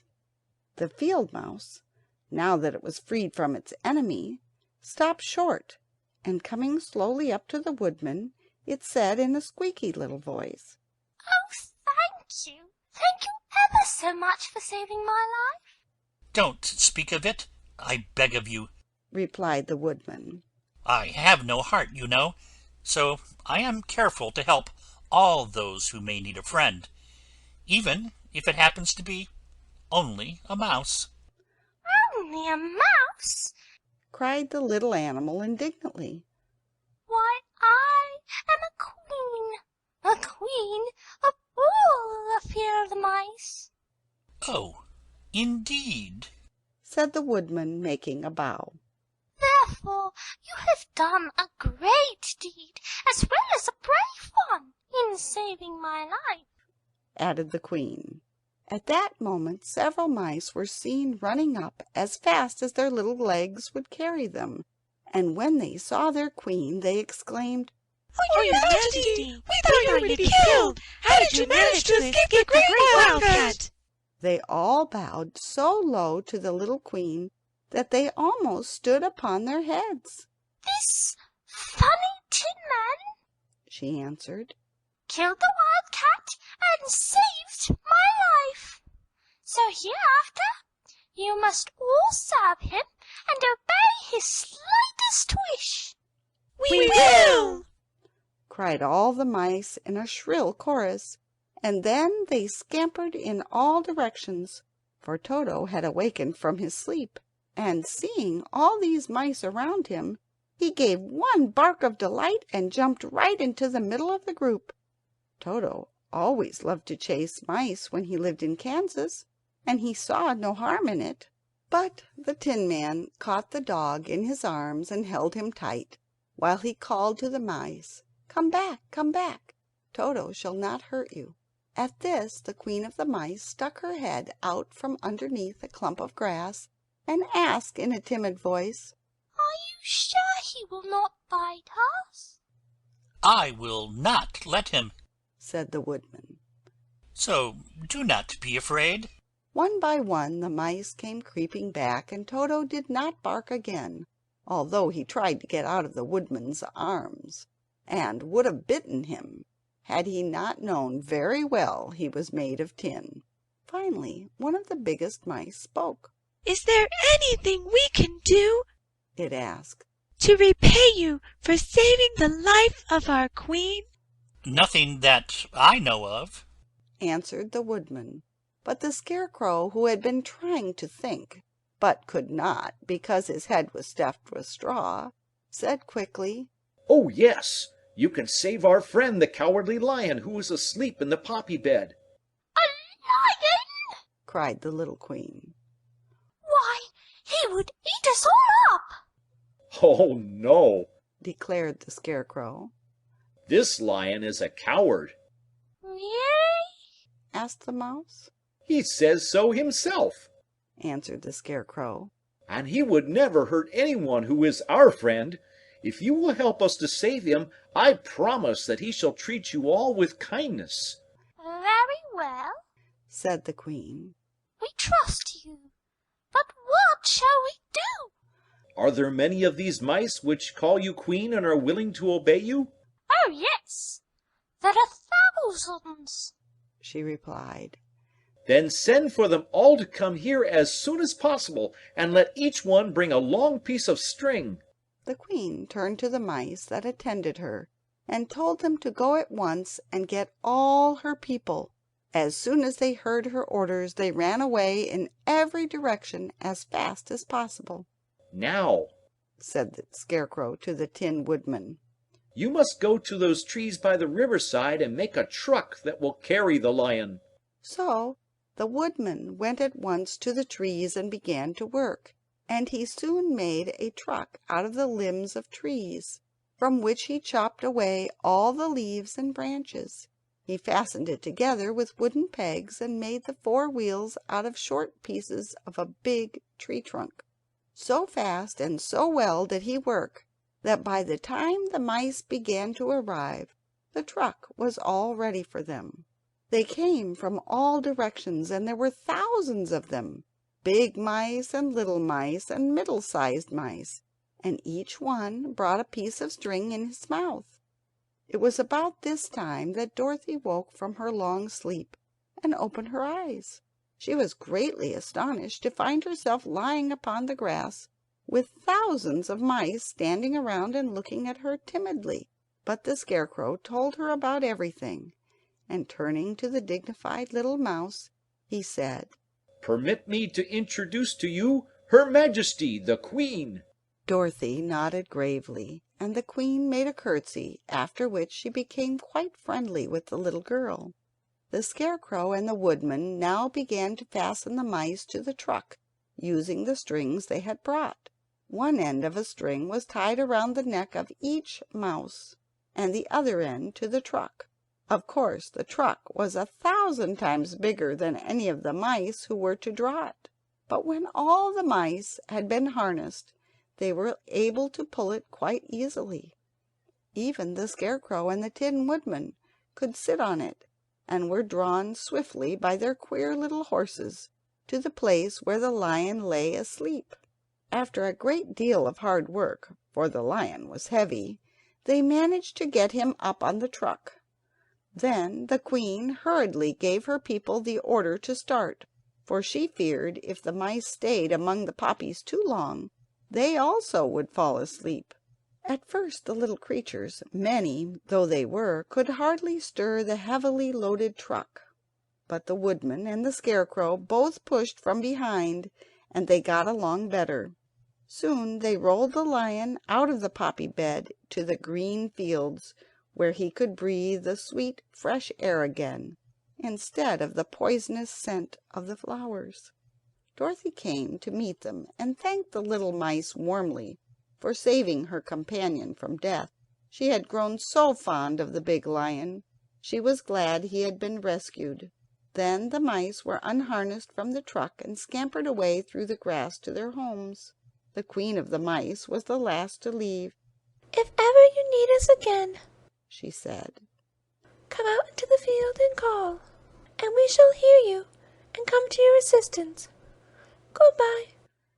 Goodbye, they all answered, and away the queen ran, while Dorothy held Toto tightly lest he should run after her and frighten her. After this they sat down beside the lion until he should awaken, and the Scarecrow brought Dorothy some fruit from a tree near by, which she ate for her dinner. Chapter 10. The Guardian of the Gate. It was some time before the cowardly lion awakened, for he had lain among the poppies a long while, breathing in their deadly fragrance. But when he did open his eyes and roll off the truck, he was very glad to find himself still alive. I ran as fast as I could, he said, sitting down and yawning. But the flowers were too strong for me. How did you get me out? Then they told him of the field mice, and how they had generously saved him from death. And the cowardly lion laughed and said, I have always thought myself very big and terrible. Yet such little things as flowers came near to killing me, and such small animals as mice have saved my life. How strange it all is! But comrades, what shall we do now? We must journey on until we find the road of yellow brick again, said Dorothy. And then we can keep on to the Emerald City. So, the lion being fully refreshed and feeling quite himself again, they all started upon the journey, greatly enjoying the walk through the soft, fresh grass, and it was not long before they reached the road of yellow brick, and turned again toward the Emerald City where the great Oz dwelt. The road was smooth and well paved now, and the country about was beautiful, so that the travelers rejoiced in leaving the forest far behind, and with it the many dangers they had met in its gloomy shades. Once more they could see fences built beside the road, but these were painted green, and when they came to a small house in which a farmer evidently lived, that also was painted green. They passed by several of these houses during the afternoon, and sometimes people came to the doors and looked at them as if they would like to ask questions. But no one came near them or spoke to them because of the great lion, of which they were very much afraid. The people were all dressed in clothing of a lovely emerald green color, and wore peaked hats like those of the Munchkins.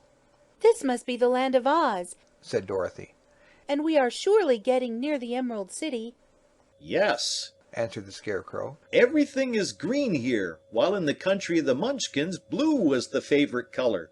But the people do not seem to be as friendly as the Munchkins, and I'm afraid we shall be unable to find a place to pass the night." "I should like something to eat besides fruit," said the girl. "and I'm sure Toto is nearly starved. Let us stop at the next house and talk to the people." So when they came to a good-sized farmhouse, Dorothy walked boldly up to the door and knocked. A woman opened it just far enough to look out and said, "What do you want, child? And why is that great lion with you?" "We wish to pass the night with you, if you will allow us," answered Dorothy. "and the lion is my friend and comrade, and would not hurt you for the world." "Is he tame?" asked the woman, opening the door a little wider. "Oh, yes," said the girl. "and he is a great coward, too. He will be more afraid of you than you are of him." "Well," said the woman, after thinking it over and taking another peep at the lion, "if that is the case, you may come in, and I will give you some supper and a place to sleep." So they all entered the house, where there was, beside the woman, 2 children and a man. The man had hurt his leg, and was lying on the couch in a corner. They seemed greatly surprised to see so strange a company, and while the woman was busy laying the table, the man asked, "Where are you all going?" "To the Emerald City," said Dorothy. "to see the Great Oz." "Oh, indeed!" exclaimed the man. "Are you sure that Oz will see you?" "Why not?" she replied. "Why, it is said that he never lets anyone come into his presence. I have been to the Emerald City many times, and it is a beautiful and wonderful place. But I have never been permitted to see the Great Oz, nor do I know of any living person who has seen him." "Does he never go out?" asked the Scarecrow. "Never. He sits day after day in the great throne room of his palace, and even those who wait upon him do not see him face to face." "What is he like?" asked the girl. "That is hard to tell," said the man thoughtfully. "You see, Oz is a great wizard, and can take on any form he wishes, so that some say he looks like a bird, and some say he looks like an elephant, and some say he looks like a cat. To others he appears as a beautiful fairy, or a brownie, or in any other form that pleases him. But who the real Oz is, when he is in his own form, no living person can tell." "That is very strange," said Dorothy. "but we must try, in some way, to see him, or we shall have made our journey for nothing." "Why do you wish to see the terrible Oz?" asked the man. "I want him to give me some brains," said the Scarecrow eagerly. "Oh, Oz could do that easily enough," declared the man. "He has more brains than he needs." "And I want him to give me a heart," said the Tin Woodman. "That will not trouble him," continued the man.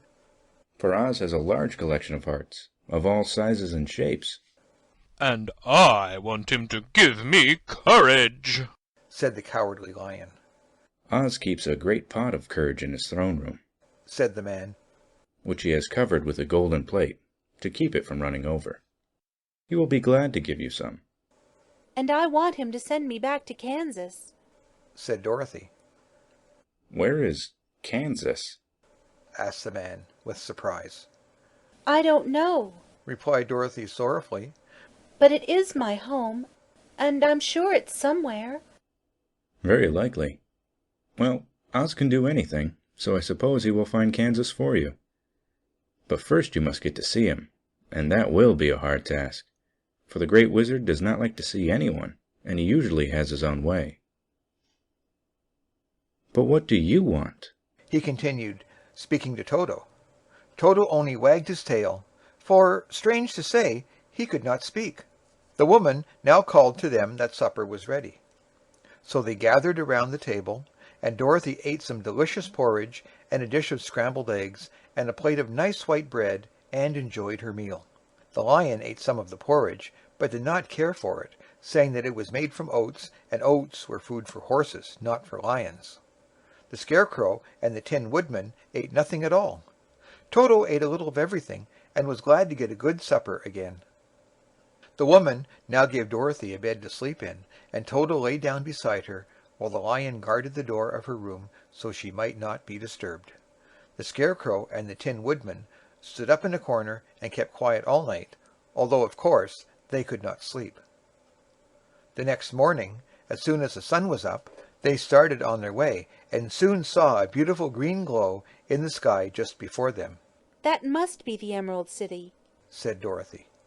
As they walked on, the green glow became brighter and brighter, and it seemed that at last they were nearing the end of their travels. Yet it was afternoon before they came to the great wall that surrounded the city. It was high and thick, and of a bright green color.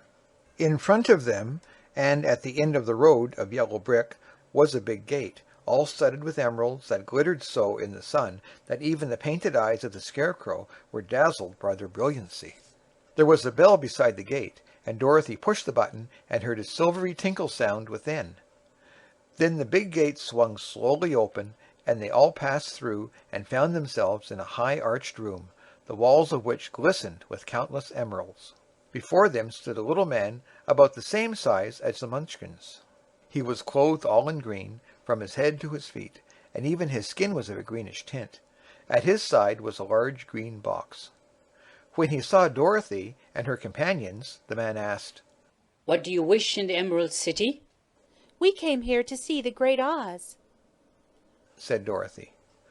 The man was so surprised at this answer that he sat down to think it over. "It has been many years since anyone asked me to see Oz," he said, shaking his head in perplexity. "He is powerful and terrible, and if you come on an idle or foolish errand to bother the wise reflections of the great wizard, he might be angry and destroy you all in an instant." "But it is not a foolish errand, nor an idle one," replied the Scarecrow. "It is important, and we have been told that Oz is a good wizard." "So he is," said the Green Man, "and he rules the Emerald City wisely and well. But to those who are not honest, or who approach him from curiosity, he is most terrible, and few have ever dared ask to see his face. I am the guardian of the gates, and since you demand to see the Great Oz, I must take you to his palace. But first you must put on the spectacles." "Why?" asked Dorothy. "Because if you did not wear spectacles, the brightness and glory of the Emerald City would blind you. Even those who live in the city must wear spectacles night and day. They are all locked on, for Oz so ordered it when the city was first built, and I have the only key that will unlock them." He opened the big box, and Dorothy saw that it was filled with spectacles of every size and shape. All of them had green glass in them.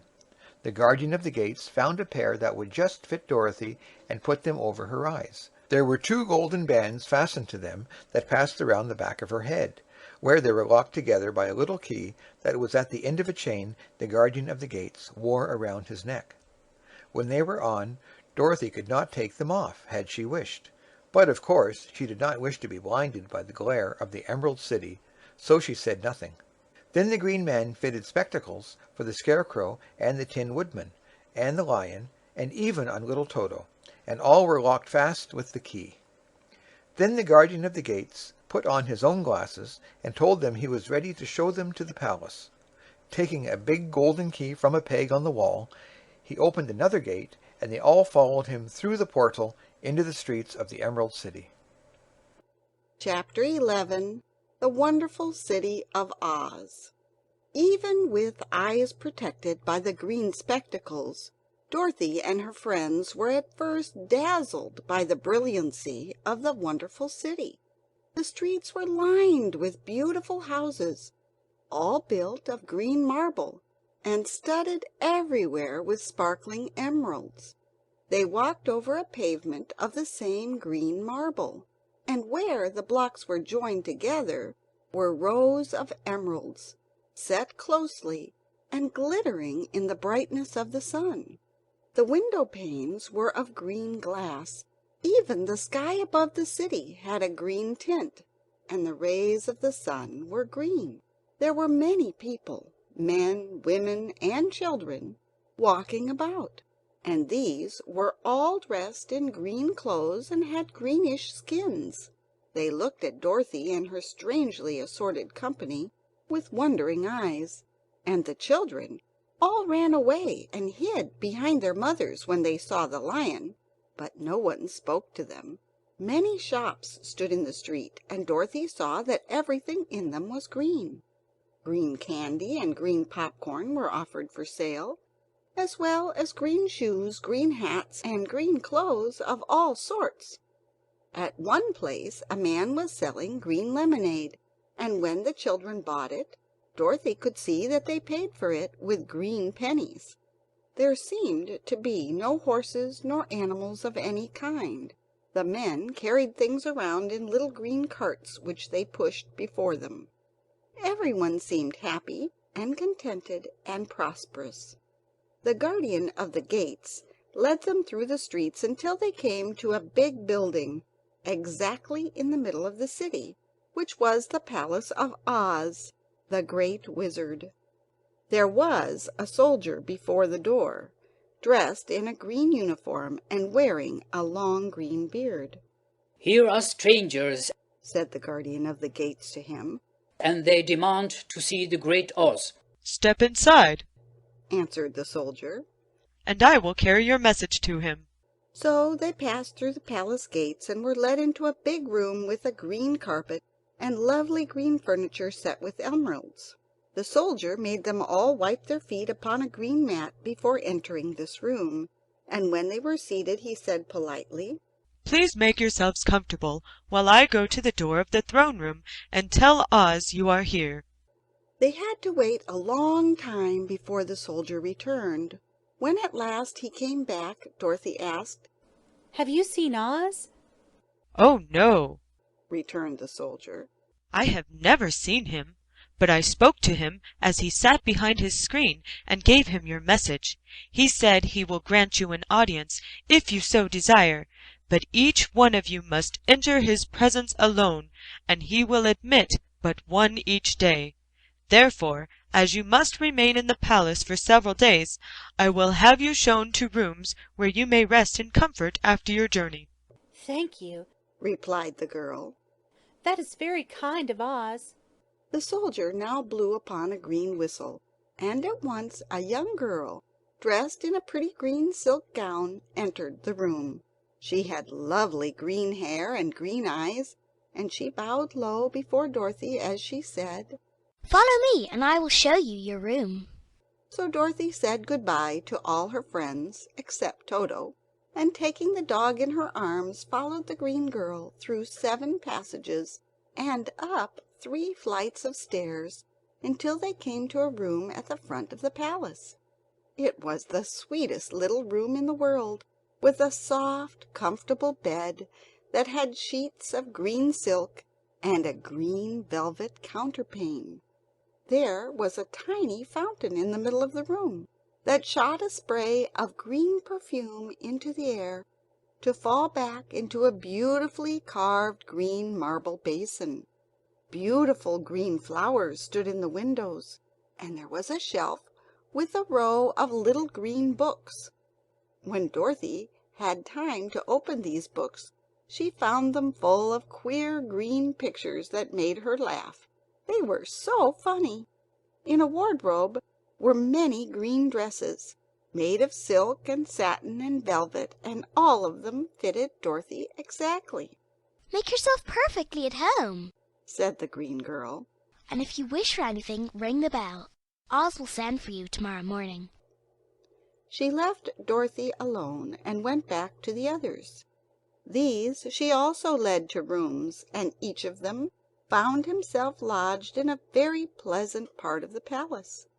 Of course this politeness was wasted on the Scarecrow, for when he found himself alone in his room he stood stupidly in one spot, just within the doorway, to wait till morning.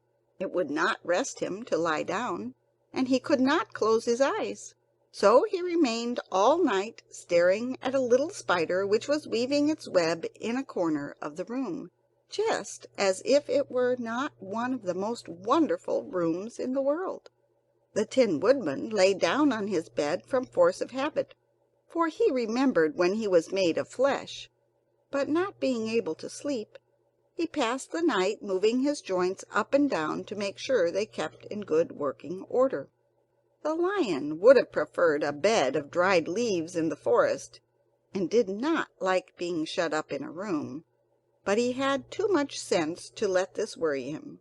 So he sprang upon the bed and rolled himself up like a cat, and purred himself asleep in a minute. The next morning, after breakfast, the Green Maiden came to fetch Dorothy, and she dressed her in one of the prettiest gowns made of green brocaded satin.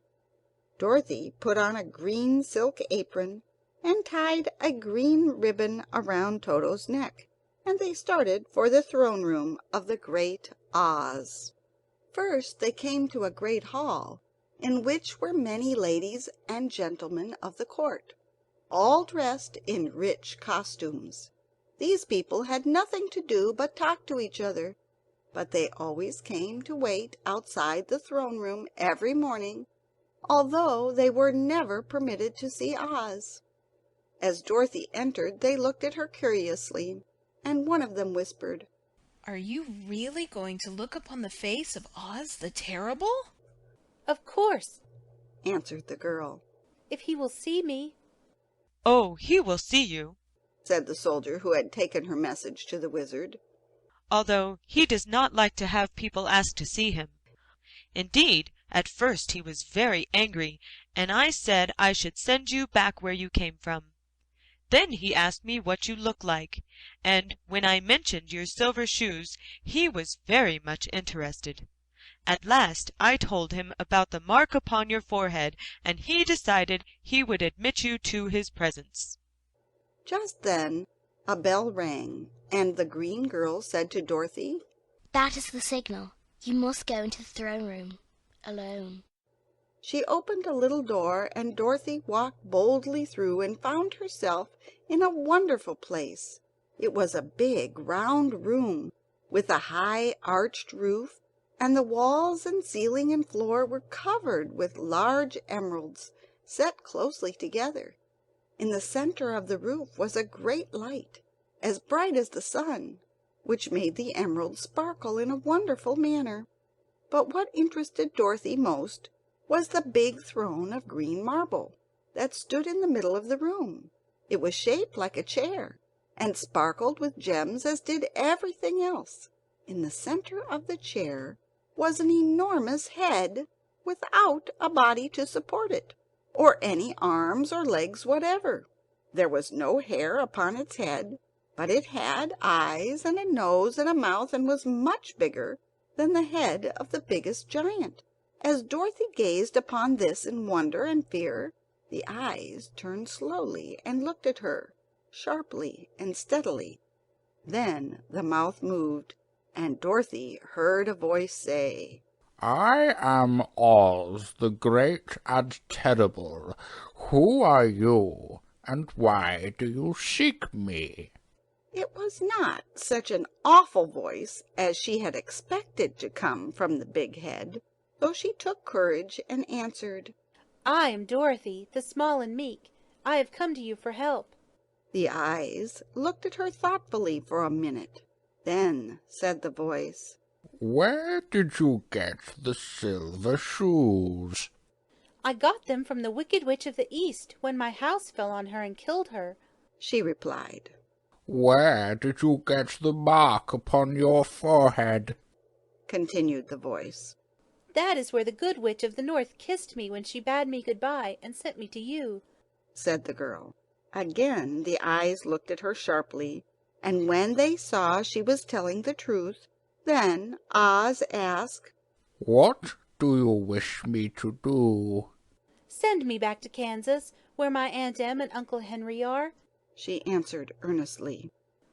"I don't like your country, although it is so beautiful, and I am sure Aunt Em will be dreadfully worried over my being away so long." The eyes winked 3 times, and then they turned up to the ceiling and down to the floor, and rolled around so queerly that they seemed to see every part of the room. And at last they looked at Dorothy again. "Why should I do this for you?" asked Oz. "Because you are strong and I am weak. Because you are a great wizard and I am only a little girl." "But you were strong enough to kill the Wicked Witch of the East," said Oz. "That just happened," returned Dorothy simply. "I could not help it." "Well," said the head, "I will give you my answer. You have no right to expect me to send you back to Kansas unless you do something for me in return. In this country, everyone must pay for everything he gets. If you wish me to use my magic power to send you home again, you must do something for me first. Help me, and I will help you." "What must I do?" asked the girl. "Kill the Wicked Witch of the West," answered Oz. "But I cannot," exclaimed Dorothy, greatly surprised. "You killed the Witch of the East, and you wear the silver shoes which bear a powerful charm. There is now but one Wicked Witch left in all this land, and when you can tell me she is dead, I will send you back to Kansas, but not before." The little girl began to weep. She was so much disappointed, and the eyes winked again and looked upon her anxiously, as if the great Oz felt that she could help him if she would. "I never killed anything willingly," she sobbed. "and if I wanted to, how could I kill the wicked witch?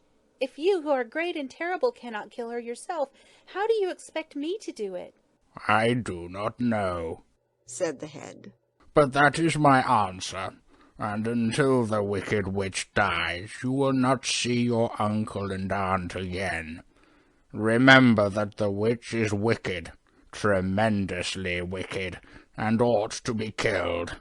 Now go, and do not ask to see me again until you have done your task." Sorrowfully, Dorothy left the throne room and went back where the lion and the Scarecrow and the Tin Woodman were waiting to hear what Oz had said to her. "There is no hope for me," she said sadly, "for Oz will not send me home until I have killed the Wicked Witch of the West, and that I can never do." Her friends were sorry, but could do nothing to help her, so Dorothy went to her own room and lay down on the bed and cried herself to sleep.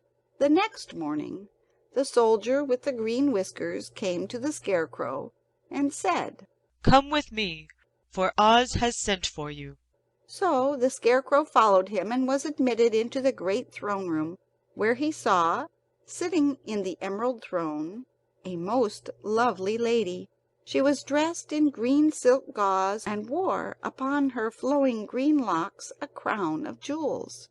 Growing from her shoulders were wings, gorgeous in color and so light that they fluttered if the slightest breath of air reached them.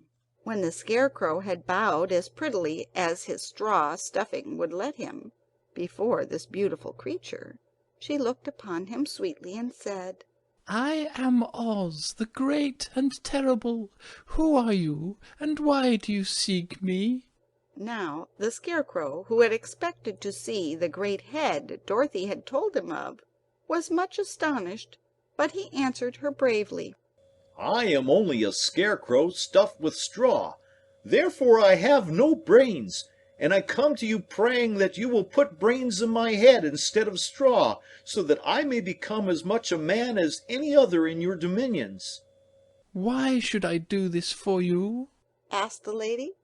"Because you are wise and powerful, and no one else can help me," answered the Scarecrow.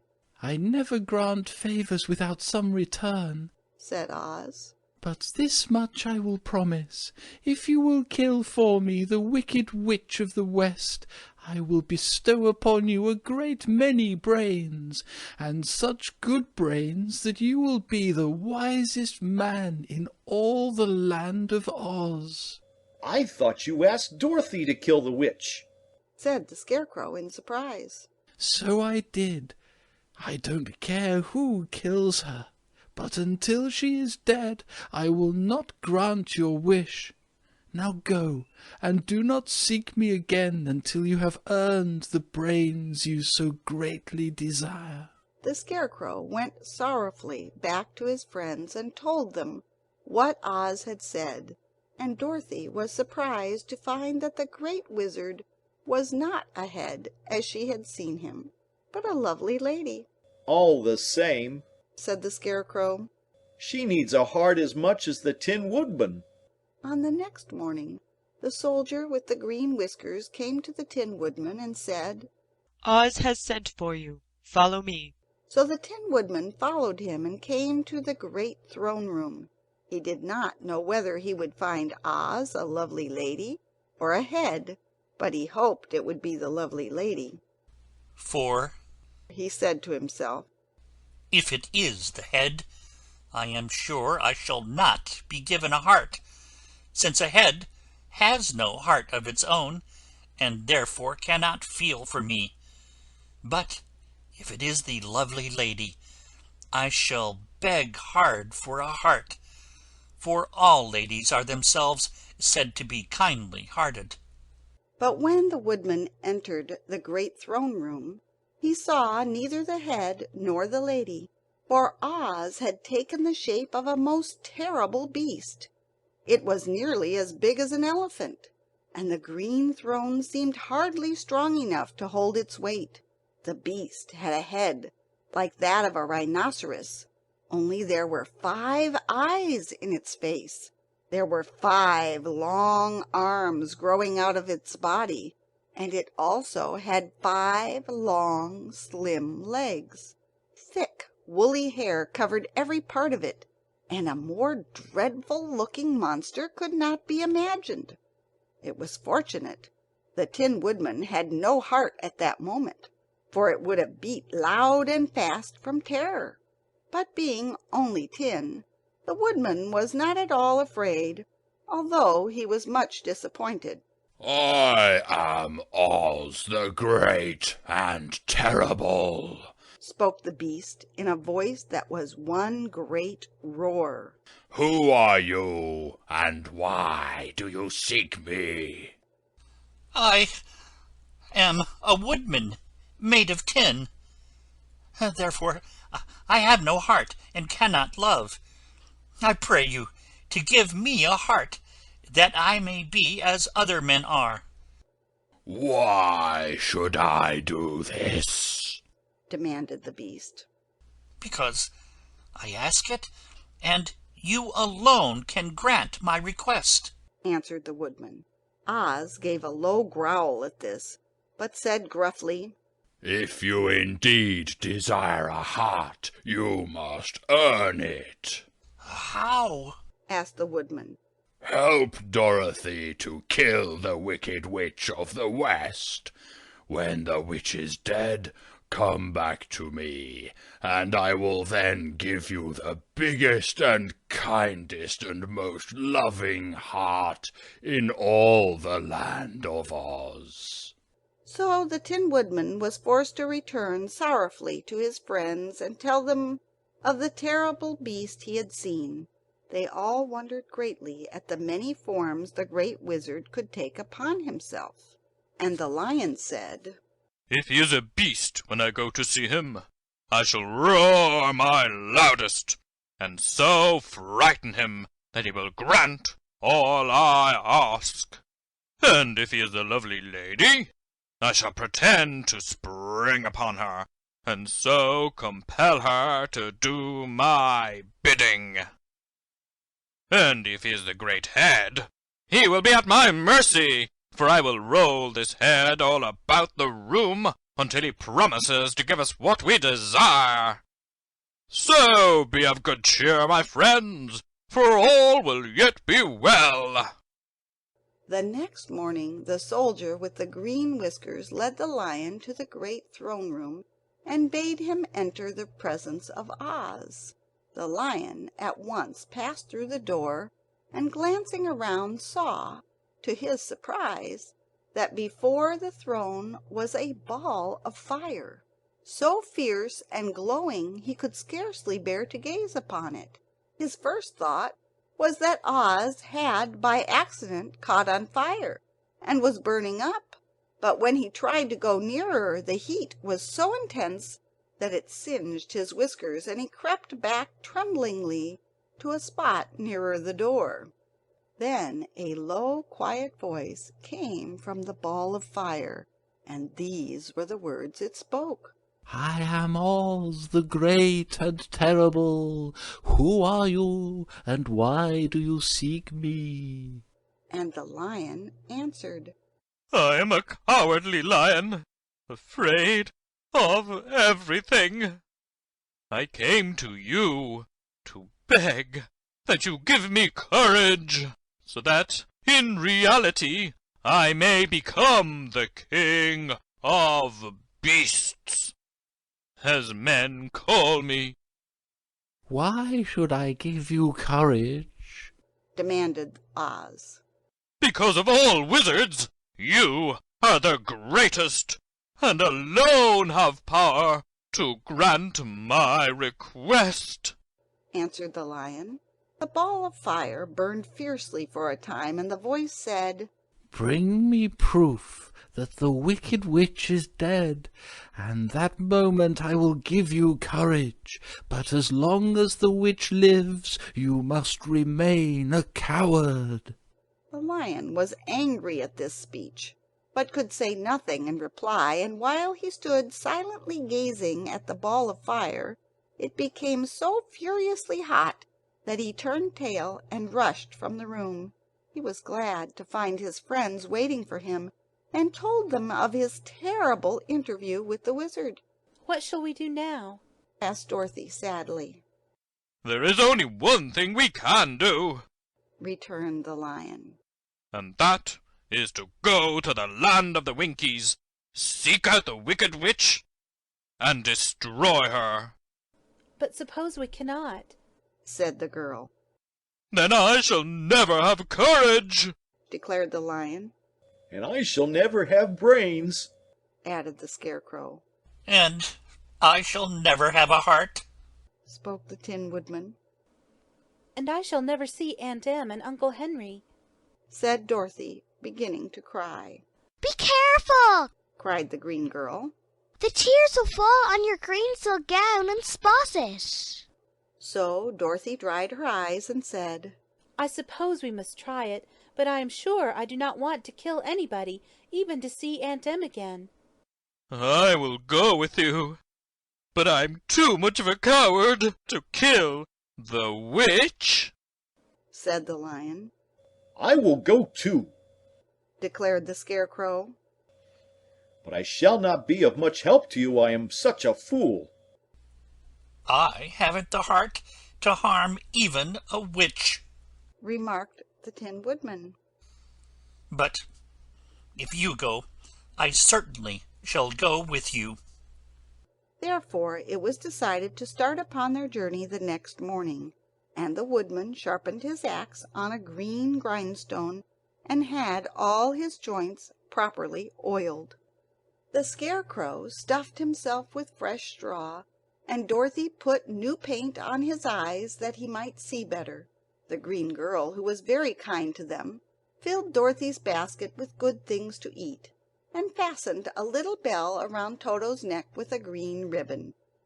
They went to bed quite early and slept soundly until daylight, when they were awakened by the crowing of the green cock that lived in the backyard of the palace, and the cackling of a hen that had laid a green egg. Chapter 12.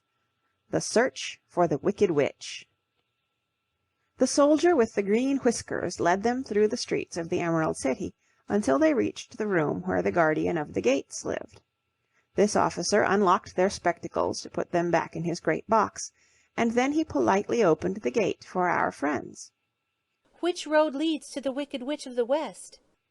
asked Dorothy. "There is no road," answered the guardian of the gates. "No one ever wishes to go that way." "How, then, are we to find her?" inquired the girl. "That will be easy," replied the man.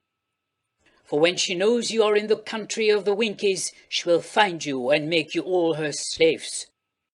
"Perhaps not," said the Scarecrow. "for we mean to destroy her." "Oh, that is different," said the guardian of the gates. "No one has ever destroyed her before, so I naturally thought she would make slaves of you, as she has of the rest.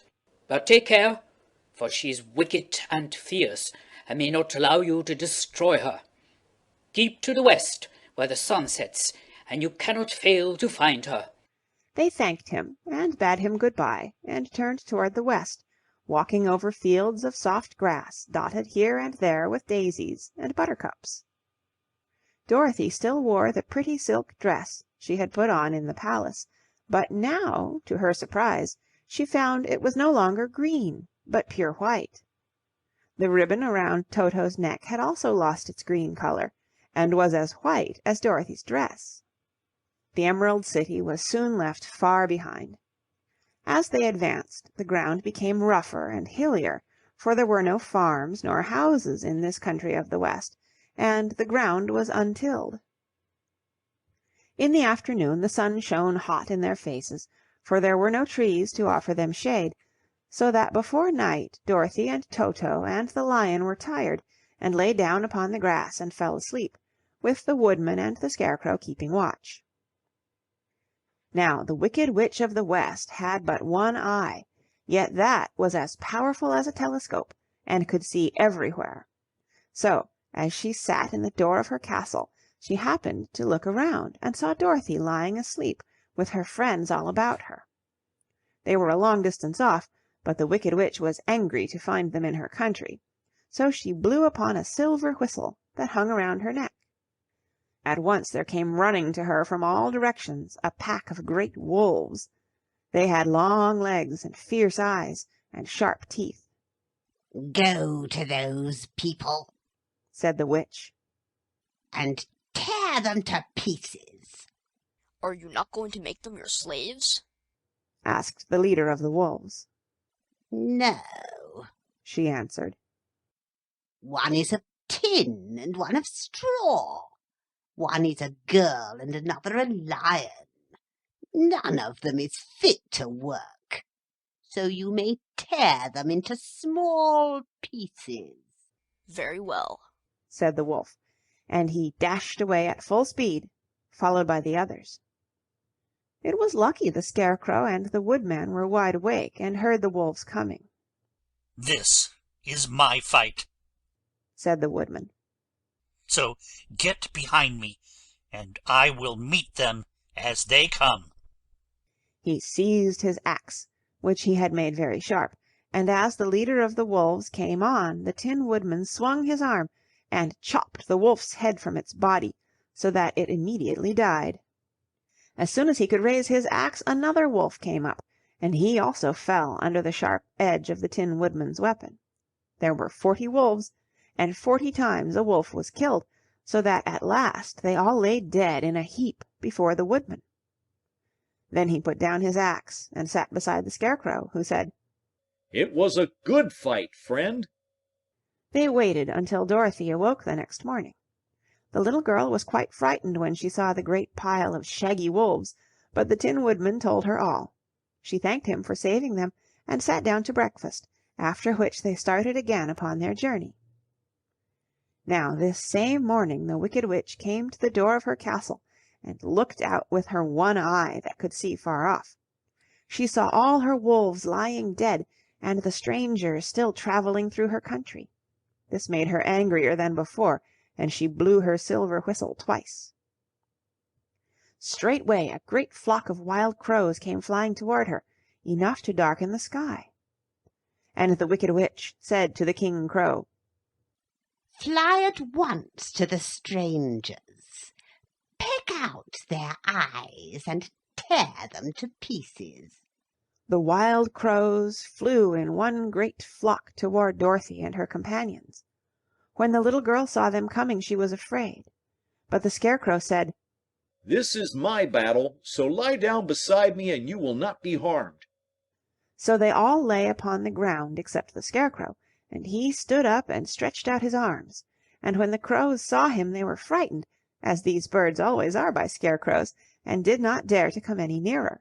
But the King Crow said, "It is only a stuffed man. I will pick his eyes out."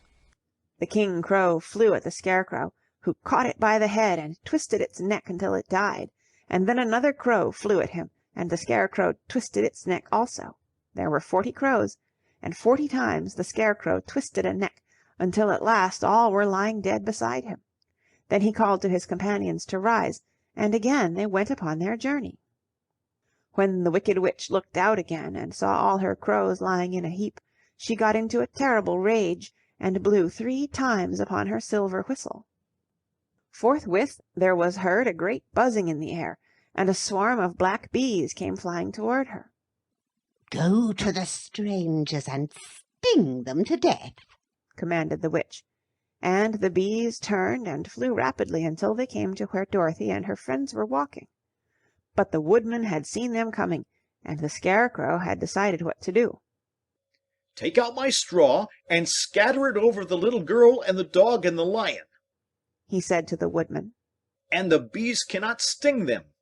This the Woodman did, and as Dorothy lay close beside the lion and held Toto in her arms, The straw covered them entirely. The bees came and found no one but the woodman to sting, so they flew at him and broke off all their stings against the tin, without hurting the woodman at all. And as bees cannot live when their stings are broken, that was the end of the black bees, and they all lay scattered thick about the woodman like little heaps of fine coal. Then Dorothy and the lion got up, and the girl helped the Tin Woodman put the straw back into the Scarecrow again, until he was as good as ever. So they started upon their journey once more.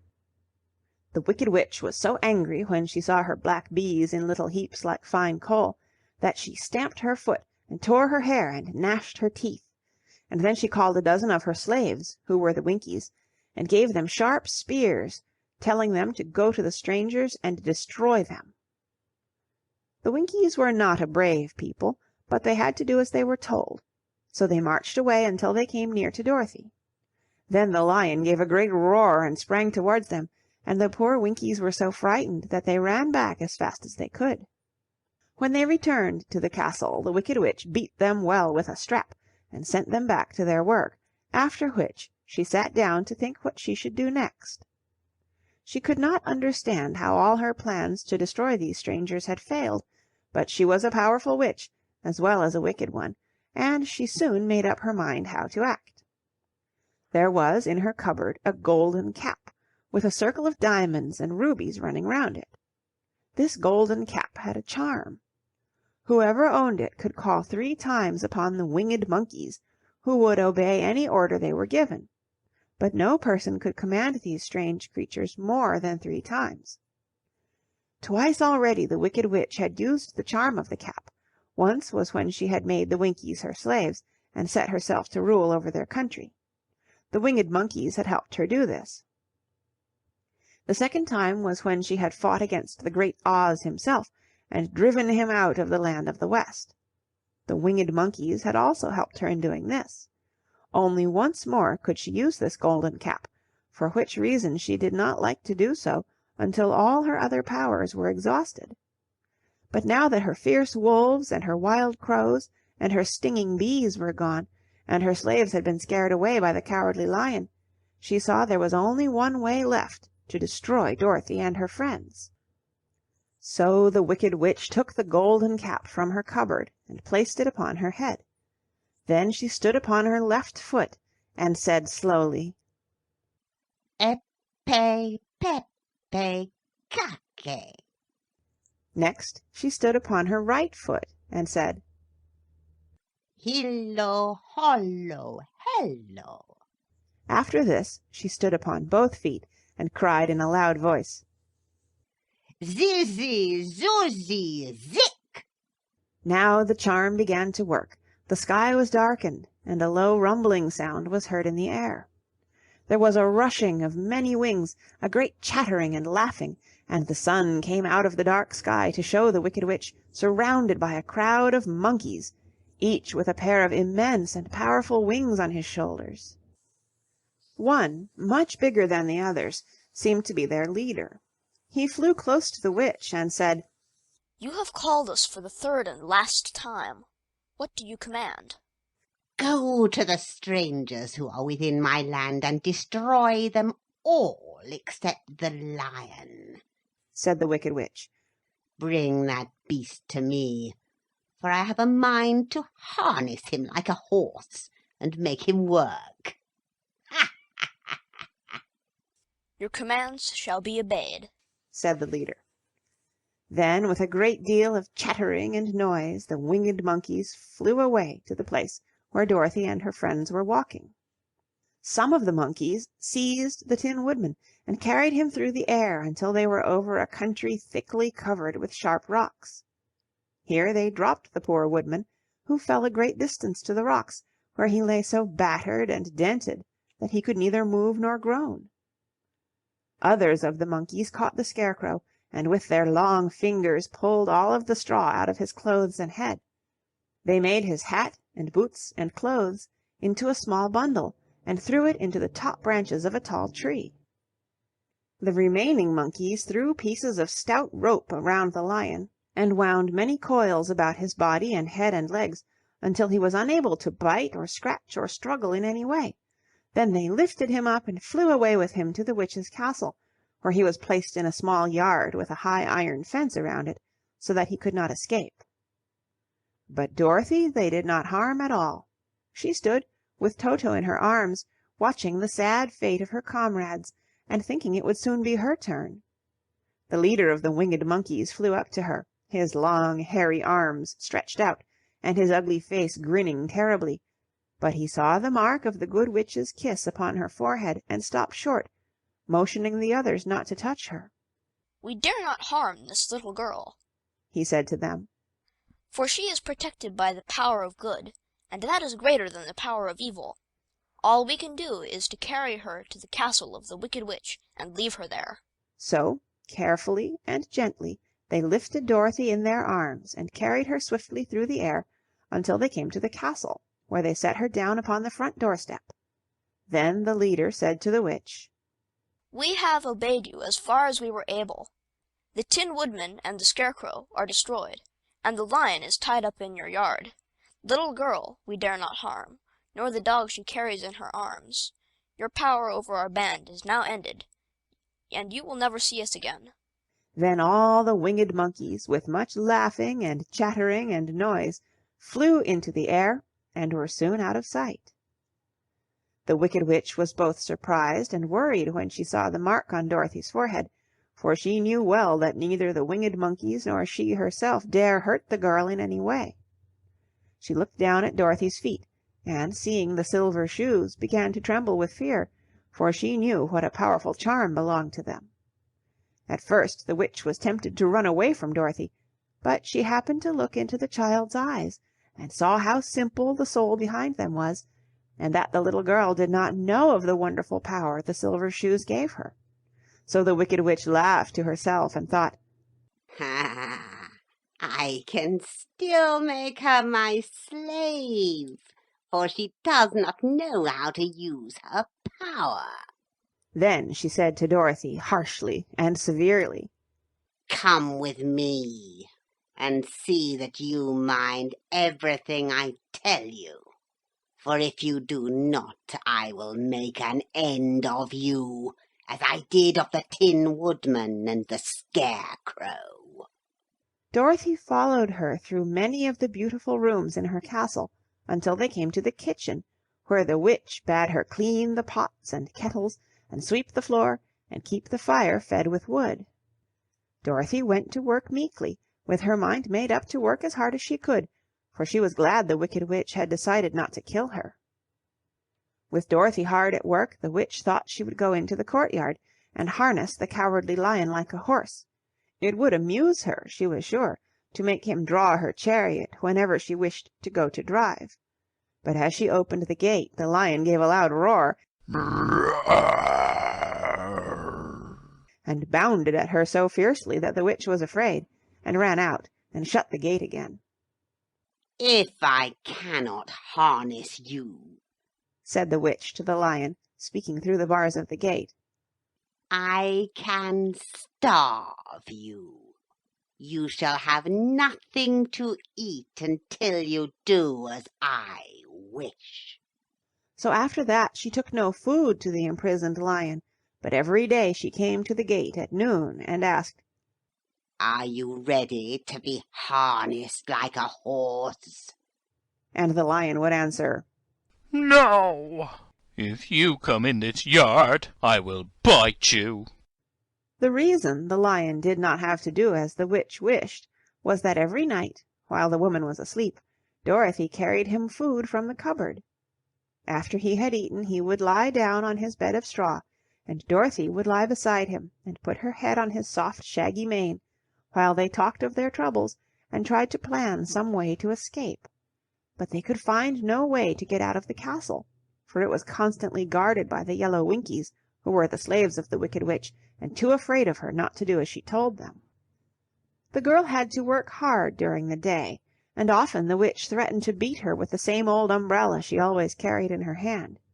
But, in truth, she did not dare to strike Dorothy because of the mark upon her forehead. The child did not know this, and was full of fear for herself and Toto. Once the witch struck Toto a blow with her umbrella, and the brave little dog flew at her and bit her leg in return. The witch did not bleed where she was bitten, for she was so wicked that the blood in her had dried up many years before. Dorothy's life became very sad as she grew to understand that it would be harder than ever to get back to Kansas and Aunt Em again. Sometimes she would cry bitterly for hours, with Toto sitting at her feet and looking into her face, whining dismally to show how sorry he was for his little mistress. Toto did not really care whether he was in Kansas or the Land of Oz, so long as Dorothy was with him, but he knew the little girl was unhappy, and that made him unhappy too. Now the Wicked Witch had a great longing to have for her own the silver shoes which the girl always wore. Her bees and her crows and her wolves were lying in heaps and drying up, and she had used up all the power of the golden cap. But if she could only get hold of the silver shoes, they would give her more power than all the other things she had lost. She watched Dorothy carefully to see if she ever took off her shoes, thinking she might steal them. But the child was so proud of her pretty shoes that she never took them off except at night, and when she took her bath. The witch was too much afraid of the dark to dare go in Dorothy's room at night to take the shoes, and her dread of water was greater than her fear of the dark, so she never came near when Dorothy was bathing. Indeed, the old witch never touched water, nor ever let water touch her in any way. But the wicked creature was very cunning, and she finally thought of a trick that would give her what she wanted. She placed a bar of iron in the middle of the kitchen floor, and then by her magic arts made the iron invisible to human eyes, so that when Dorothy walked across the floor she stumbled over the bar, not being able to see it, and fell at full length. She was not much hurt, but in her fall one of the silver shoes came off, and before she could reach it the witch had snatched it away and put it on her own skinny foot. The wicked woman was greatly pleased with the success of her trick, for as long as she had one of the shoes, she owned half the power of their charm, and Dorothy could not use it against her, even had she known how to do so. The little girl, seeing she had lost one of her pretty shoes, grew angry, and said to the witch, "Give me back my shoe." "I will not," retorted the witch, "for it is now my shoe and not yours." "You are a wicked creature," cried Dorothy. "You have no right to take my shoe from me." "I shall keep it just the same," said the witch, laughing at her. "And some day I shall get the other one from you too." This made Dorothy so very angry that she picked up the bucket of water that stood near and dashed it over the witch, wetting her from head to foot. Instantly the wicked woman gave a loud cry of fear, and then, as Dorothy looked at her in wonder, the witch began to shrink and fall away. "See what you have done!" she screamed. "In a minute I shall melt away." "I am very sorry indeed," said Dorothy, who was truly frightened to see the witch actually melting away like brown sugar before her very eyes. "Didn't you know water would be the end of me?" asked the witch in a wailing, despairing voice. "Of course not," answered Dorothy. "How should I?" "Well, in a few minutes I shall be all melted, and you will have the castle to yourself. I have been wicked in my day, but I never thought a little girl like you would ever be able to melt me and end my wicked deeds. Look out! Here I go." With these words the witch fell down in a brown, melted, shapeless mass, and began to spread over the clean boards of the kitchen floor. Seeing that she had really melted away to nothing, Dorothy drew another bucket of water and threw it over the mess. She then swept it all out the door. After picking out the silver shoe, which was all that was left of the old woman, she cleaned and dried it with a cloth, and put it on her foot again. Then, being at last free to do as she chose, she ran out to the courtyard to tell the lion that the Wicked Witch of the West had come to an end, and that they were no longer prisoners in a strange land. Chapter 13. The Rescue. The Cowardly Lion was much pleased to hear that the Wicked Witch had been melted by a bucket of water, and Dorothy at once unlocked the gate of his prison and set him free. They went in together to the castle, where Dorothy's first act was to call all the Winkies together and tell them that they were no longer slaves. There was great rejoicing among the yellow Winkies, for they had been made to work hard during many years for the Wicked Witch, who had always treated them with great cruelty. They kept this day as a holiday, then and ever after, and spent the time in feasting and dancing. If our friends, the Scarecrow and the Tin Woodman, were only with us, said the lion, I should be quite happy. Don't you suppose we could rescue them?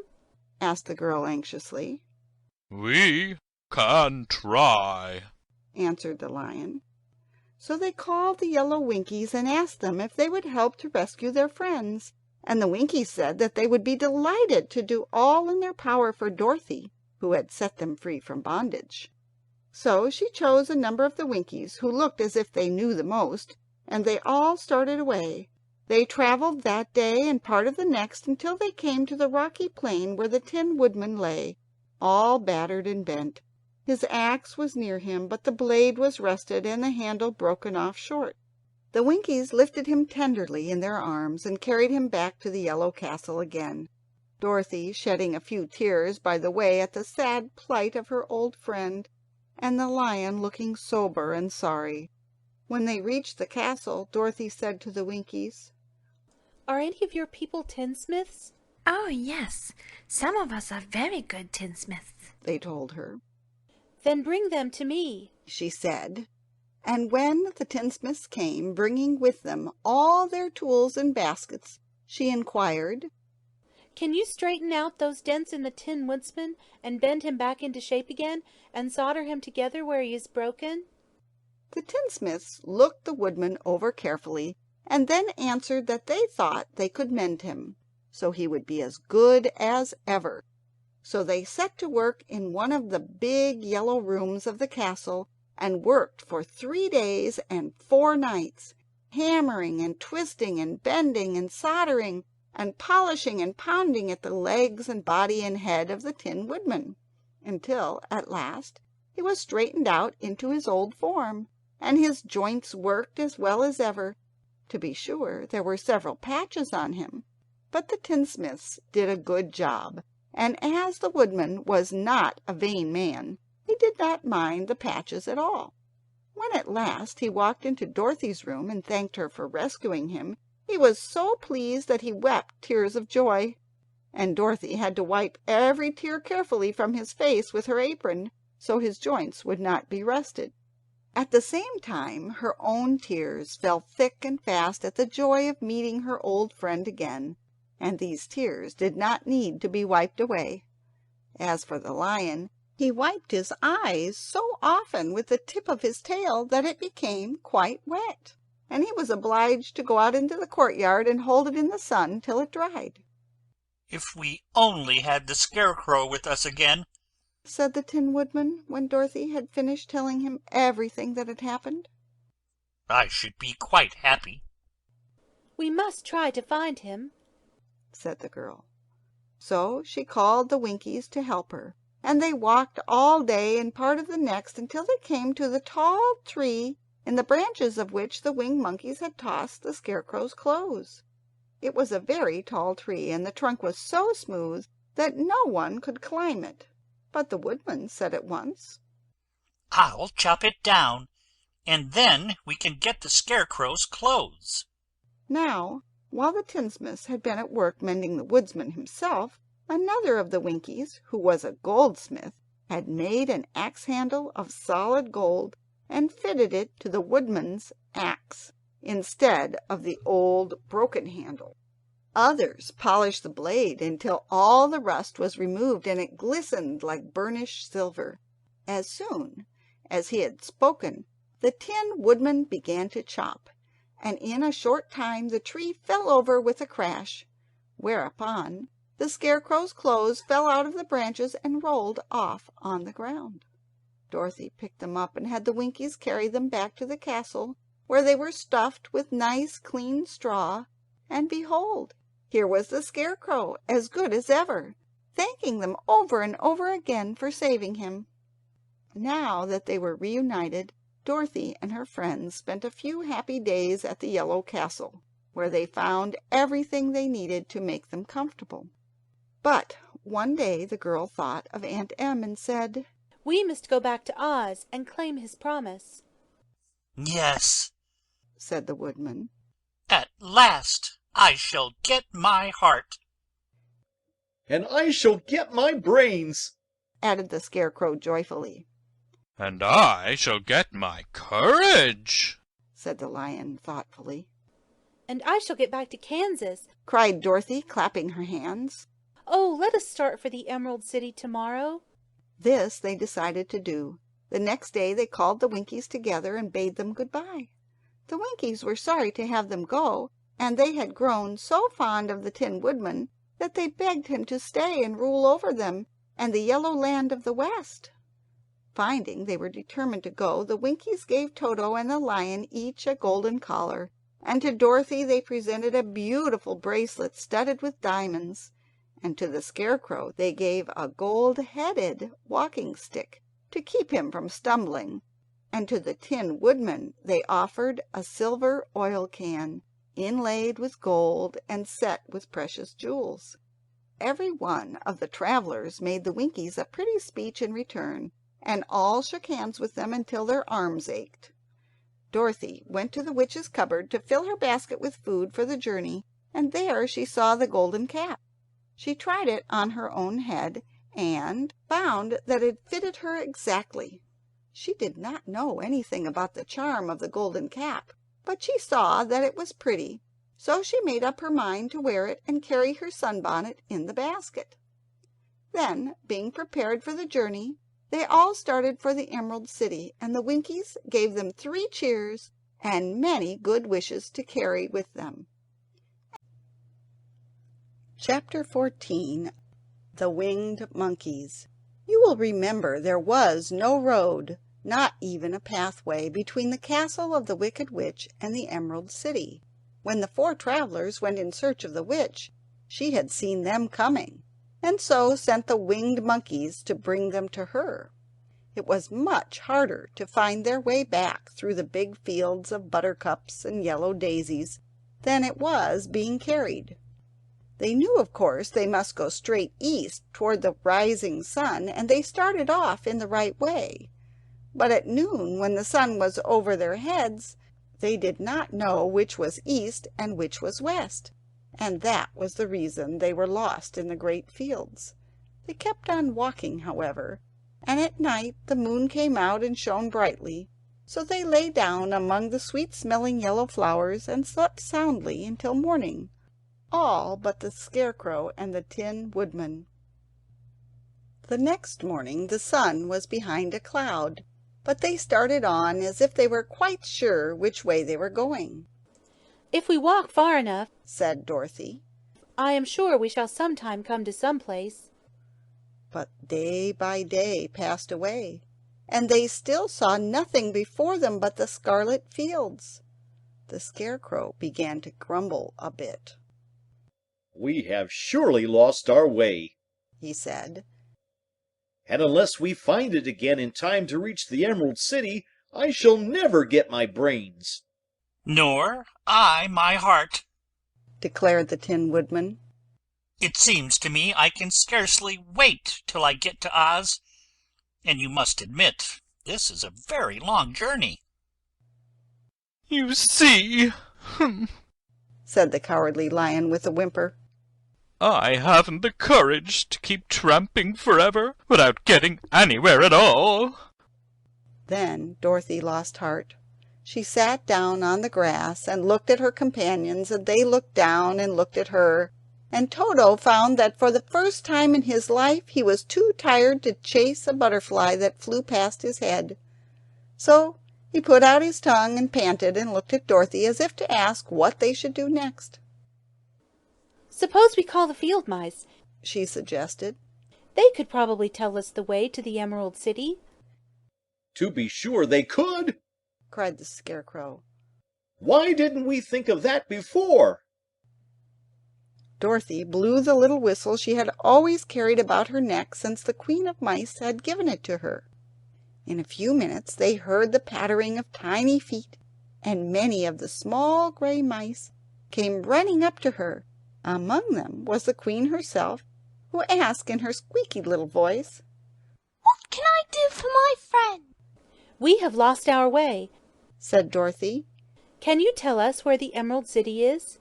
"Certainly," answered the Queen. "but it is a great way off, for you have had it at your backs all this time." Then she noticed Dorothy's golden cap and said, "Why don't you use the charm of the cap and call the winged monkeys to you? They will carry you to the city walls in less than an hour." "I didn't know there was a charm," answered Dorothy in surprise. "What is it?" "It is written inside the gold cap," replied the Queen of Mice. "But if you are going to call the winged monkeys, we must run away, for they are full of mischief and think it great fun to plague us." "Won't they hurt me?" asked the girl anxiously. "Oh, no. They must obey the wearer of the cap. Goodbye." And she scampered out of sight with all the mice hurrying after her. Dorothy looked inside the golden cap and saw some words written upon the lining. These, she thought, must be the charm, so she read the directions carefully and put the cap upon her head. "Epki, pepki, kaki," she said, standing on her left foot. "What did you say?" asked the Scarecrow, who did not know what she was doing. "Hillo, holo, hello." Dorothy went on, standing this time on her right foot. "Hello," replied the Tin Woodman calmly. "Zizzy, zoozy, zick," said Dorothy, who was now standing on both feet. This ended the saying of the charm, and they heard a great chattering and flapping of wings as the band of winged monkeys flew up to them. The king bowed low before Dorothy and asked, "What is your command?" "We wish to go to the Emerald City," said the child. "and we have lost our way." "We will carry you," replied the king, and no sooner had he spoken than two of the monkeys caught Dorothy in their arms and flew away with her. Others took the Scarecrow and the Woodman and the Lion, and one little monkey seized Toto and flew after them, although the dog tried hard to bite him. The Scarecrow and the Tin Woodman were rather frightened at first, for they remembered how badly the winged monkeys had treated them before. But they saw that no harm was intended, so they rode through the air quite cheerfully, and had a fine time looking at the pretty gardens and woods far below them. Dorothy found herself riding easily between two of the biggest monkeys. One of them was the king himself. They had made a chair of their hands and were careful not to hurt her. "Why do you have to obey the charm of the golden cap?" she asked. "That is a long story," answered the king, with a winged laugh. "but as we have a long journey before us, I will pass the time by telling you about it, if you wish." "I shall be glad to hear it," she replied. "Once," began the leader, "we were a free people, living happily in the great forest, flying from tree to tree, eating nuts and fruit, and doing just as we pleased without calling anybody master. Perhaps some of us were rather too full of mischief at times, flying down to pull the tails of the animals that had no wings, chasing birds, and throwing nuts at the people who walked in the forest. But we were careless and happy, and full of fun, and enjoyed every minute of the day. This was many years ago, long before Oz came out of the clouds to rule over this land. There lived here then, away at the north, a beautiful princess, who was also a powerful sorceress. All her magic was used to help the people, and she was never known to hurt anyone who was good. Her name was Gale, and she lived in a handsome palace built from great blocks of ruby. Everyone loved her, but her greatest sorrow was that she could find no one to love in return, since all the men were much too stupid and ugly to mate with one so beautiful and wise. At last, however, she found a boy who was handsome and manly and wise beyond his years. Gale made up her mind that when he grew to be a man, she would make him her husband. So she took him to her ruby palace and used all her magic powers to make him as strong and good and lovely as any woman could wish. When he grew to manhood, Gale, as he was called, was said to be the best and wisest man in all the land, while his manly beauty was so great that Gale loved him dearly, and hastened to make everything ready for the wedding. My grandfather was at the time the king of the winged monkeys, which lived in the forest near Gale's palace, and the old fellow loved a joke better than a good dinner. One day, just before the wedding, my grandfather was flying out with his band, when he saw Gale walking beside the river. He was dressed in a rich costume of pink silk and purple velvet, and my grandfather thought he would see what he could do. At his word, the band flew down and seized Gale, carried him in their arms until they were over the middle of the river, and then dropped him into the water. "Swim out, my fine fellow," cried my grandfather, "and see if the water has spotted your clothes." Gale was much too wise not to swim, and he was not in the least spoiled by all his good fortune.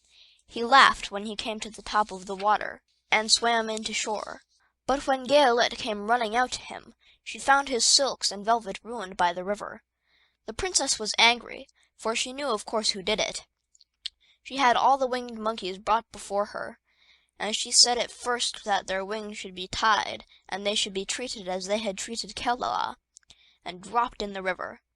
But my grandfather pleaded hard, and he knew that the winged monkeys would drown if in the river with their wings tied, and Gale said a kind word for them also, so that Gale finally spared them, on condition that the winged monkeys should ever after do 3 times the bidding of the owner of the golden cap. This cap had been made for a wedding present to Gale, and it is said to have cost the princess half her kingdom. Of course, my grandfather and all the other winged monkeys at once agreed to the condition, and that is how it happens that we are 3 times the slaves to the owner of the golden cap, whomsoever he may be. "And what became of them?" asked Dorothy, who had been greatly interested in the story. Gale being the first owner of the golden cap, replied the monkey, he was the first to lay his wishes upon us. As his bride could not bear the sight of us, he called us all to him in the forest, after he had married her, and ordered us to always keep where she could never again set eyes on a winged monkey, which we were glad to do, for we were all afraid of her. This was all we ever had to do until the golden cap fell into the hands of the Wicked Witch of the West, who made us enslave the Winkies, and afterwards drive Oz himself out of the land of the West. Now the golden cap is yours, and 3 times you have the right to lay your wishes upon us. As the Monkey King finished his story, Dorothy looked down and saw the green shining walls of the Emerald City before them. She wondered at the rapid flight of the monkeys, but was glad the journey was over. The strange creatures set the travelers down carefully before the gate of the city. The king bowed low to Dorothy and then flew swiftly away, followed by all his band. "That was a good ride," said the little girl. "Yes, and a quick way out of our troubles," replied the lion. "How lucky it was you brought away that wonderful cap!" Chapter 15. The Discovery of Oz the Terrible. The 4 travelers walked up to the great gate of the Emerald City and rang the bell. After ringing several times, It was opened by the same guardian of the gates they had met before. What? Are you back again? He asked in surprise. Do you not see us? Answered the Scarecrow. But I thought you had gone to visit the Wicked Witch of the West. We did visit her, said the Scarecrow. And she let you go again? Asked the man in wonder. She could not help it, for she is melted, explained the Scarecrow. Melted? Well, that is good news indeed, said the man. Who melted her? It was Dorothy, said the lion gravely. Good gracious, exclaimed the man, and he bowed very low indeed before her.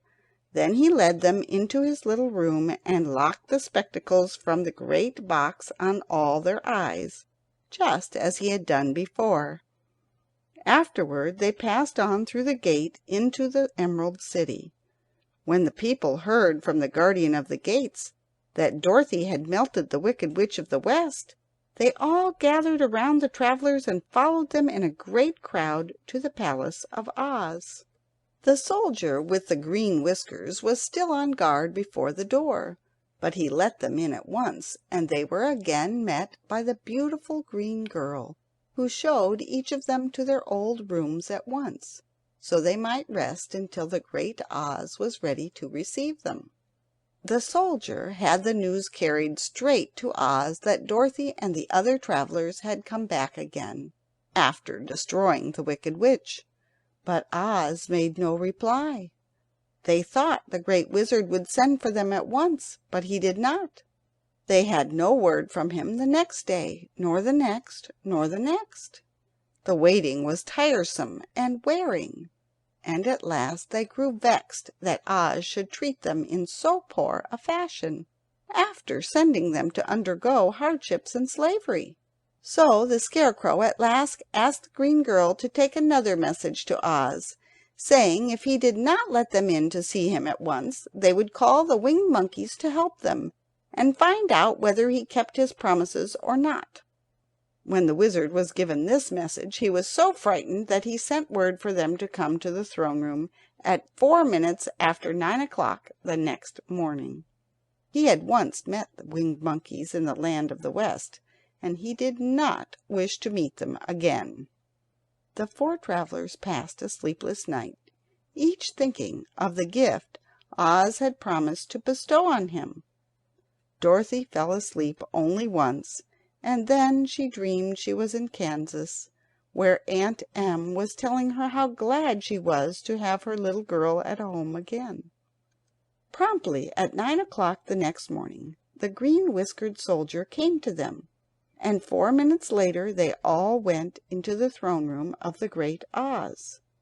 Of course, each one of them expected to see the wizard in the shape he had taken before, and all were greatly surprised when they looked about and saw no one at all in the room. They kept close to the door and closer to one another, for the stillness of the empty room was more dreadful than any of the forms they had seen Oz take. Presently they heard a solemn voice that seemed to come from somewhere near the top of the great dome, and it said, I am Oz, the great and terrible. Why do you seek me? They looked again in every part of the room, and then, seeing no one, Dorothy asked, Where are you? I am everywhere, answered the voice. But to the eyes of common mortals I am invisible. I will now seat myself upon my throne, that you may converse with me. Indeed, the voice seemed just then to come straight from the throne itself, so they walked toward it and stood in a row while Dorothy said, We have come to claim our promise, O Oz. What promise? asked Oz. You promised to send me back to Kansas when the Wicked Witch was destroyed, said the girl. And you promised to give me brains, said the Scarecrow. And you promised to give me a heart, said the Tin Woodman. And you promised to give me courage, said the Cowardly Lion. Is the Wicked Witch really destroyed? asked the voice, and Dorothy thought it trembled a little. Yes, she answered. I melted her with a bucket of water. Dear me, said the voice. How sudden. Well, come to me tomorrow, for I must have time to think it over. You had plenty of time already, said the Tin Woodman angrily. We shan't wait a day longer, said the Scarecrow. You must keep your promises to us, exclaimed Dorothy. The Lion thought it might be as well to frighten the Wizard, so he gave a large, loud roar, which was so fierce and dreadful that Toto jumped away from him in alarm, and tipped over the screen that stood in a corner. As it fell with a crash, they looked that way, and the next moment all of them were filled with wonder, for they saw, standing in just the spot the screen had hidden, a little old man with a bald head and a wrinkled face, who seemed to be as much surprised as they were. The Tin Woodman, raising his axe, rushed toward the little man and cried out, Who are you? I am Oz, the Great and Terrible, said the little man in a trembling voice. But don't strike me, please don't, and I'll do anything you want me to do. Our friends looked at him in surprise and dismay. I thought Oz was a great head, said Dorothy. And I thought Oz was a lovely lady, said the Scarecrow. And I thought he was a terrible beast, said the Tin Woodman. And I thought Oz was a ball of fire, exclaimed the Lion. No, you are all wrong, said the little man meekly. I have been making believe. Making believe? cried Dorothy. Are you not a great wizard? Hush, my dear, he said. Don't speak so loud, or you will be overheard, and I shall be ruined. I'm supposed to be a great wizard. And aren't you? she asked. Not a bit of it, my dear. I'm just a common man. You're more than that, said the Scarecrow in a grieved tone. You're a humbug. Exactly so, declared the little man, rubbing his hands together as if it pleased him. I am a humbug. But this is terrible, said the Tin Woodman. How shall I ever get a heart? or I my courage? asked the Lion. Or I my brains? wailed the Scarecrow, wiping the tears from his eyes with his coat sleeve. My dear friends, said Oz, I pray you not to speak of these little things. Think of me and the terrible trouble I'm in at being found out. Doesn't anyone else know you're a humbug? asked Dorothy. No one knows it but you four and myself, replied Oz. I have fooled everyone so long that I thought I should never be found out. It was a great mistake my ever letting you into the throne room. Usually I will not see even my subjects, and so they believe I'm something terrible. But I don't understand, said Dorothy in bewilderment. How was it that you appeared to me as a great head? That was one of my tricks, answered Oz. Step this way, please, and I will tell you all about it. He led the way to a small chamber in the rear of the throne room, and they all followed him. He pointed to one corner in which lay the great head, made out of many thicknesses of paper, and with a carefully painted face. This I hung from the ceiling by a wire, said Oz. I stood behind the screen and pulled a thread to make the eyes move and the mouth open." "But how about the voice?" she inquired. "Oh, I'm a ventriloquist," said the little man. "I can throw the sound of my voice whenever I wish, so that you thought it was coming out of the head. Here are the other things I used to deceive you." He showed the Scarecrow the dress and the mask he had worn when he seemed to be the lovely lady, and the Tin Woodman saw that his terrible beast was nothing but a lot of skins sewn together, with slats to keep their sides out. As for the ball of fire, the false wizard had hung that also from the ceiling. It was really a ball of cotton, but when oil was poured upon it, the ball burned fiercely. "Really," said the Scarecrow, "you ought to be ashamed of yourself for being such a humbug." "Oh, I am. I certainly am," answered the little man sorrowfully. "But it was the only thing I could do. Sit down, please. There are plenty of chairs, and I will tell you my story." So they sat down and listened while he told the following tale. "I was born in Omaha." "Why, that isn't very far from Kansas," cried Dorothy. "No, but it's farther from here," he said, shaking his head at her sadly. "When I grew up I became a ventriloquist, and at that I was very well trained by a great master. I can imitate any kind of a bird or beast." Here he mewed so like a kitten that Toto pricked up his ears and looked everywhere to see where she was. "After a time," continued Oz, "I tired of that and became a balloonist." "What is that?" asked Dorothy. "A man who goes up in a balloon on circus day so as to draw a crowd of people together and get them to pay to see the circus," he explained. "Oh," she said, "I know." "Well, one day I went up in a balloon, and the ropes got twisted so that I couldn't come down again. It went way up above the clouds, so far that a current of air struck it and carried it many, many miles away. For a day and a night I travelled through the air, and on the morning of the second day I awoke and found the balloon floating over a strange and beautiful country. It came down gradually, and I was not hurt a bit, but I found myself in the midst of a strange people who, seeing me come from the clouds, thought I was a great wizard. Of course I let them think so, because they were afraid of me and promised to do anything I wished them to.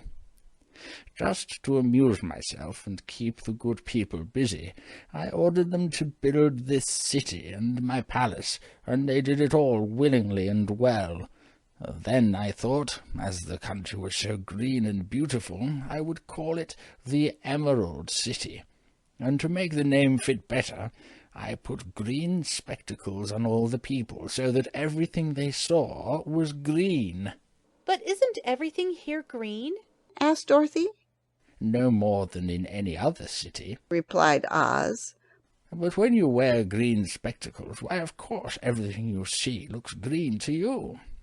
The Emerald City was built a great many years ago, for I was a young man when the balloon brought me here, and I am a very old man now. But my people have worn green glasses on their eyes so long that most of them think it really is an Emerald City, and it certainly is a beautiful place, abounding in jewels and precious metals, and every good thing that is needed to make one happy. I have been good to the people, and they like me, but ever since this palace was built I have shut myself up and would not see any of them. One of my greatest fears was the witches, for while I had no magical powers at all, I soon found out that the witches were really able to do wonderful things. There were 4 of them in this country, and they ruled the people who live in the north and south and east and west. Fortunately, the witches of the north and south were good, and I knew they would do me no harm. But the witches of the east and west were terribly wicked, and had they not thought I was more powerful than they themselves, they would surely have destroyed me. As it was, I lived in deadly fear of them for many years, so you can imagine how pleased I was when I heard your house had fallen on the wicked witch of the east. When you came to me, I was willing to promise anything if you would only do away with the other witch. But now that you have melted her, I am ashamed to say that I cannot keep my promises. I think you are a very bad man, said Dorothy. Oh, no, my dear. I'm really a very good man, but I'm a very bad wizard, I must admit. Can't you give me brains? Asked the Scarecrow. You don't need them. You are learning something every day. A baby has brains, and it doesn't know much. Experience is the only thing that brings knowledge, and the longer you are on Earth, the more experience you are sure to get. That may all be true, said the Scarecrow, but I shall be very unhappy unless you give me brains. The false wizard looked at him carefully. Well, he said with a sigh, I'm not much of a magician, as I said, but if you will come to me tomorrow morning, I will stuff your head with brains. I cannot tell you how to use them, however. You must find that out for yourself. Oh, thank you, cried the Scarecrow. I'll find a way to use them, never fear. But how about my courage? Asked the Lion anxiously. You have plenty of courage, I'm sure, answered Oz. All you need is confidence in yourself. There is no living thing that is not afraid when it faces danger. The true courage is in facing danger when you are afraid, and that kind of courage you have in plenty. Perhaps I have, but I'm scared just the same, said the Lion. I shall really be very unhappy unless you give me the sort of courage that makes one forget he is afraid. Very well, I will give you that sort of courage tomorrow, replied Oz. How about my heart? Asked the Tin Woodman. Why, as for that, answered Oz, I think you are wrong to want a heart. It makes most people unhappy. If you only knew it, you are in luck not to have a heart. That must be a matter of opinion, said the Tin Woodman. For my part, I will bear all the unhappiness without a murmur, if you will give me the heart. Very well, answered Oz meekly. Come to me tomorrow, and you shall have a heart. I have played wizard for so many years that I may as well continue the part a little longer. And now, said Dorothy, how am I to get back to Kansas? We shall have to think about that, replied the little man. Give me 2 or 3 days to consider the matter, and I shall try to find a way to carry you over the desert. In the meantime, you shall all be treated as my guests, and while you live in the palace, my people will wait upon you and obey your slightest wish. There is only one thing I ask in return for my help, such as it is. You must keep my secret, and tell no one I am a humbug. They agreed to say nothing of what they had learned, and went back to their rooms in high spirits.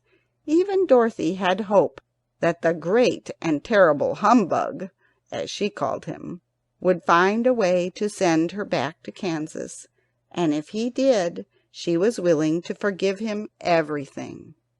Chapter 16. The Magic Art of the Great Humbug. Next morning the Scarecrow said to his friends, Congratulate me! I'm going to Oz to get my brains at last. When I return, I shall be as other men are. I have always liked you as you were, said Dorothy simply.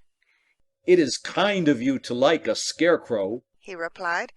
But surely you will think more of me when you hear the splendid thoughts my new brain is going to turn out." Then he said good-bye to them all in a cheerful voice, and went to the throne room, where he rapped upon the door. "Come in," said Oz. The Scarecrow went in and found the little man sitting by the window, engaged in deep thought. "I have come for my brains," remarked the Scarecrow a little uneasily.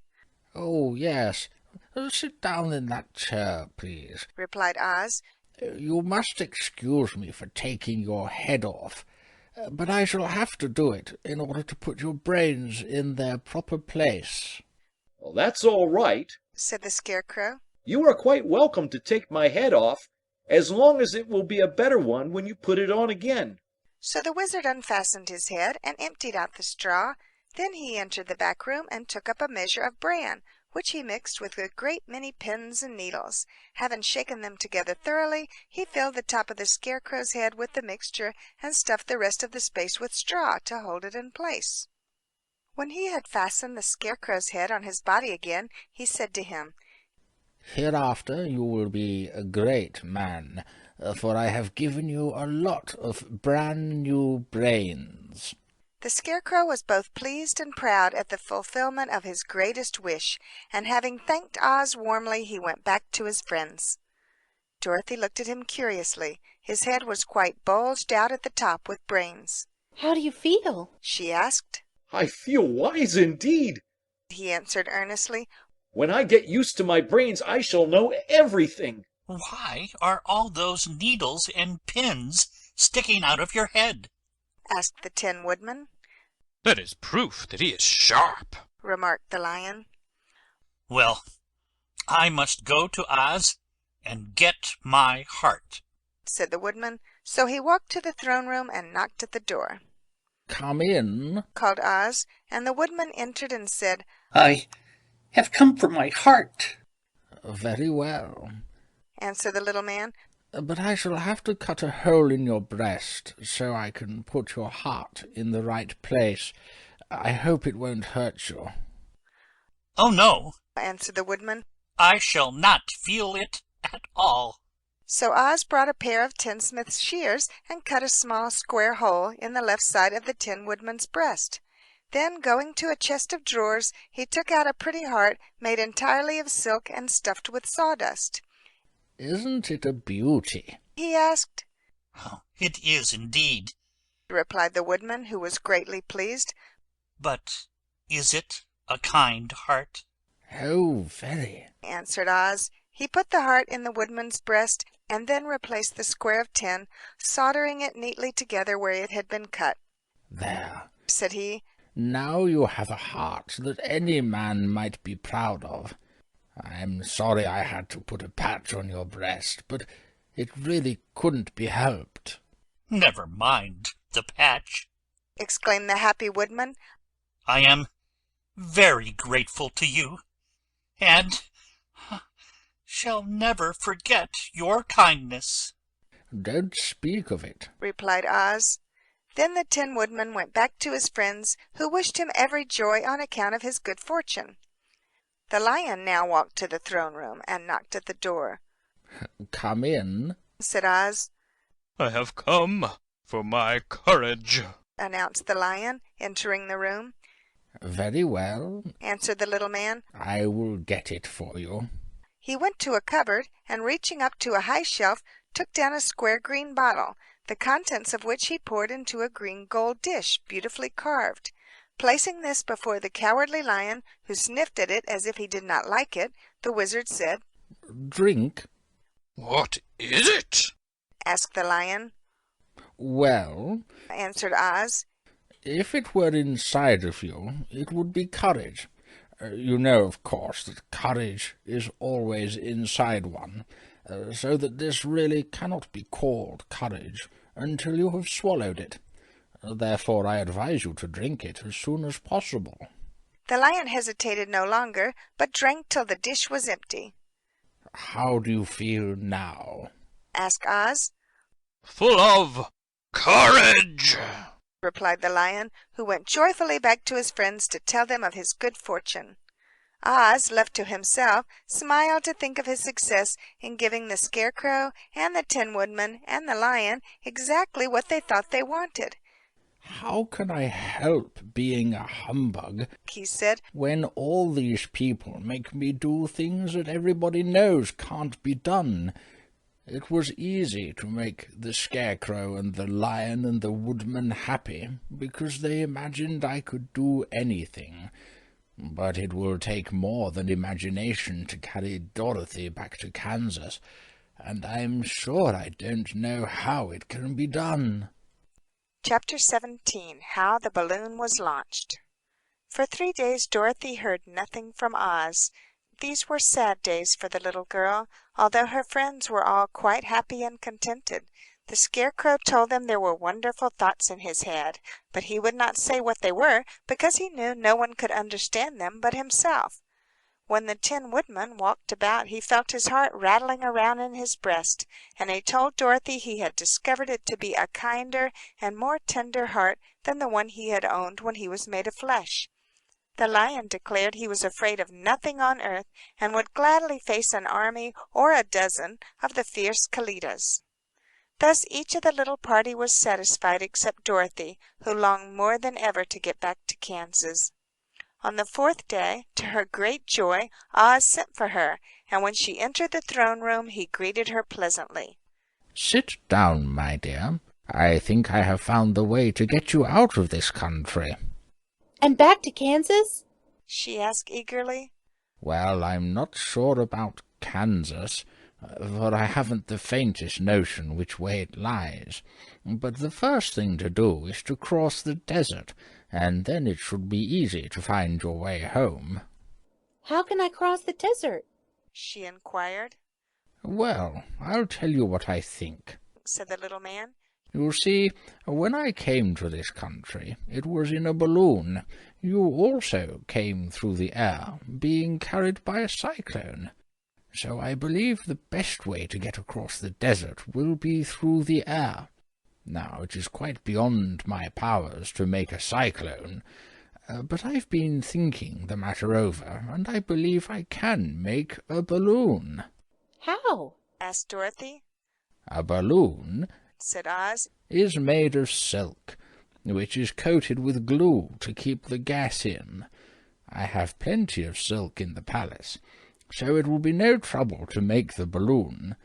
But in all this country there is no gas to fill the balloon with to make it float."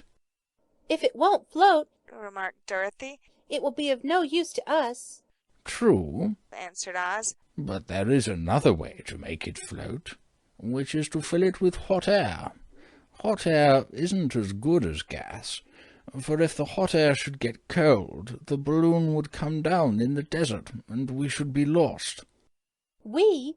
exclaimed the girl. "Are you going with me?" "Oh, yes, of course," replied Oz. "I'm tired of being such a humbug. If I could go out of this palace, my people would soon discover I'm not a wizard, and then they would be vexed with me for having deceived them. So I have to stay shut up in these rooms all day, and it gets tiresome. I'd much rather go back to Kansas with you and be in a circus again." "I shall be glad to have your company," said Dorothy. "Thank you," he answered. "Now, if you will help me sew the silk together, we will begin to work on our balloon." So Dorothy took a needle and thread, and as fast as Oz cut the strips of silk into proper shape, the girls sewed them neatly together.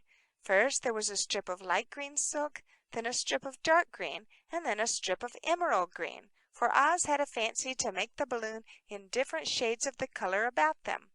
It took 3 days to sew all the strips together, but when it was finished they had a big bag of green silk more than 20 feet long. Then Oz painted it on the inside with a coat of thin glue to make it airtight, after which he announced that the balloon was ready. "But we must have a basket to ride in," he said. So he sent the soldier with the green whiskers for a big clothes basket, which he fastened with many ropes to the bottom of the balloon. When it was all ready, Oz sent word to his people that he was going to make a visit to a great brother wizard who lived in the clouds. The news spread rapidly throughout the city, and everyone came to see the wonderful sight. Oz ordered the balloon carried out in front of the palace, and the people gazed upon it with much curiosity. The Tin Woodman had chopped a big pile of wood, and now he made a fire of it, and Oz held the bottom of the balloon over the fire so that the hot air that arose from it would be caught in the silken bag. Gradually the balloon swelled and rose into the air, and finally the basket just touched the ground.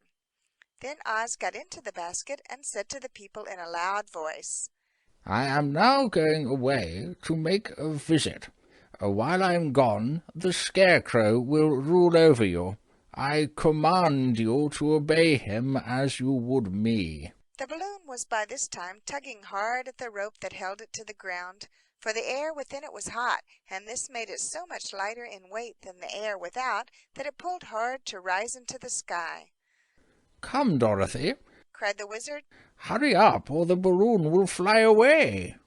I can't find Toto anywhere, replied Dorothy, who did not wish to leave her little dog behind. Toto had run into the crowd to bark at a kitten, and Dorothy at last found him. She picked him up and ran towards the balloon.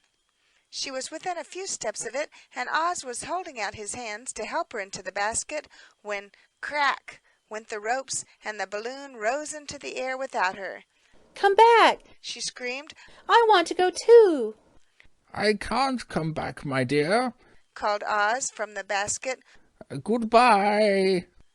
Goodbye, shouted everyone, and all eyes were turned upward to where the wizard was riding in the basket, rising every moment farther and farther into the sky. And that was the last any of them ever saw of Oz, the wonderful wizard, though he may have reached Omaha safely and be there now, for all we know. But the people remembered him lovingly and said to one another, Oz was always our friend. When he was here, he built for us this beautiful Emerald City.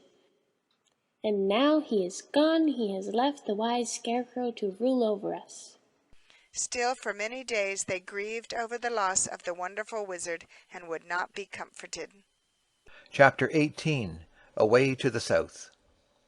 Dorothy wept bitterly at the passing of her hope to get home to Kansas again, but when she thought it all over, she was glad she had not gone up in a balloon, and she also felt sorry at losing Oz, and so did her companions.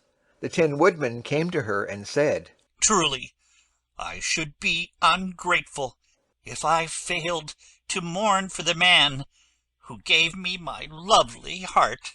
I should like to cry a little because Oz is gone. If you will kindly wipe away my tears, so that I shall not rust. With pleasure, she answered, and brought a towel at once. Then the Tin Woodman wept for several minutes.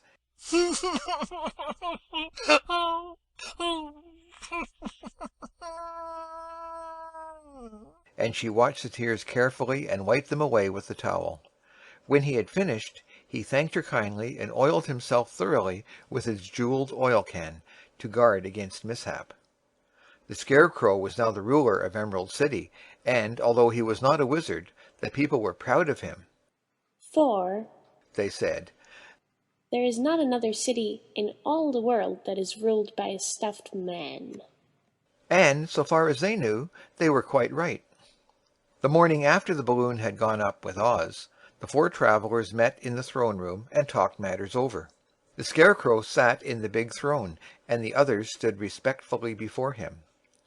We are not so unlucky, said the new ruler, for this palace and the Emerald City belong to us, and we can do just as we please. When I remember that a short time ago I was up on a pole in a farmer's cornfield, and that now I am the ruler of this beautiful city, I am quite satisfied with my lot. I also, said the Tin Woodman, am well pleased with my new heart, and really, that was the only thing I wished in all the world.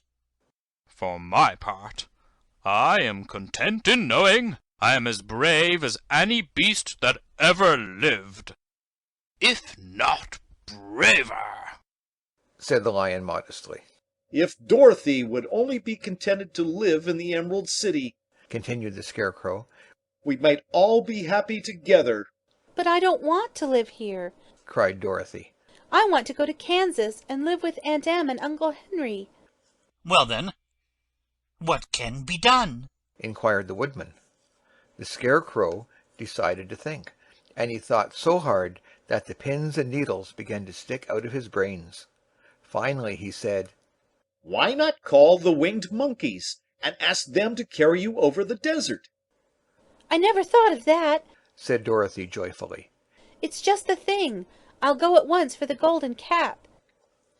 When she brought it into the throne room, she spoke the magic words, and soon the band of winged monkeys flew in through the open window and stood beside her. This is the second time you have called us, said the Monkey King, bowing before the little girl. What do you wish? I want you to fly with me to Kansas, said Dorothy. But the Monkey King shook his head. That cannot be done, he said. We belong to this country alone, and cannot leave it. There has never been a winged monkey in Kansas yet, and I suppose there never will be, for they do not belong there. We shall be glad to serve you in any way in our power, but we cannot cross the desert. Goodbye. And with another bow, the Monkey King spread his wings and flew away through the window, followed by all his band. Dorothy was ready to cry with disappointment. I have wasted the charm of the golden cap to no purpose, she said, for the winged monkeys cannot help me. It is certainly too bad, said the tender-hearted woodsman. The Scarecrow was thinking again, and his head bulged out so horribly that Dorothy feared it would burst. Let us call in the soldier with the green whiskers, he said, and ask his advice. So the soldier was summoned and entered the throne room timidly, for while Oz was alive, he was never allowed to come farther than the door. This little girl, said the Scarecrow to the soldier, wishes to cross the desert. How can she do so? I cannot tell, answered the soldier, for nobody has ever crossed the desert unless it is Oz himself.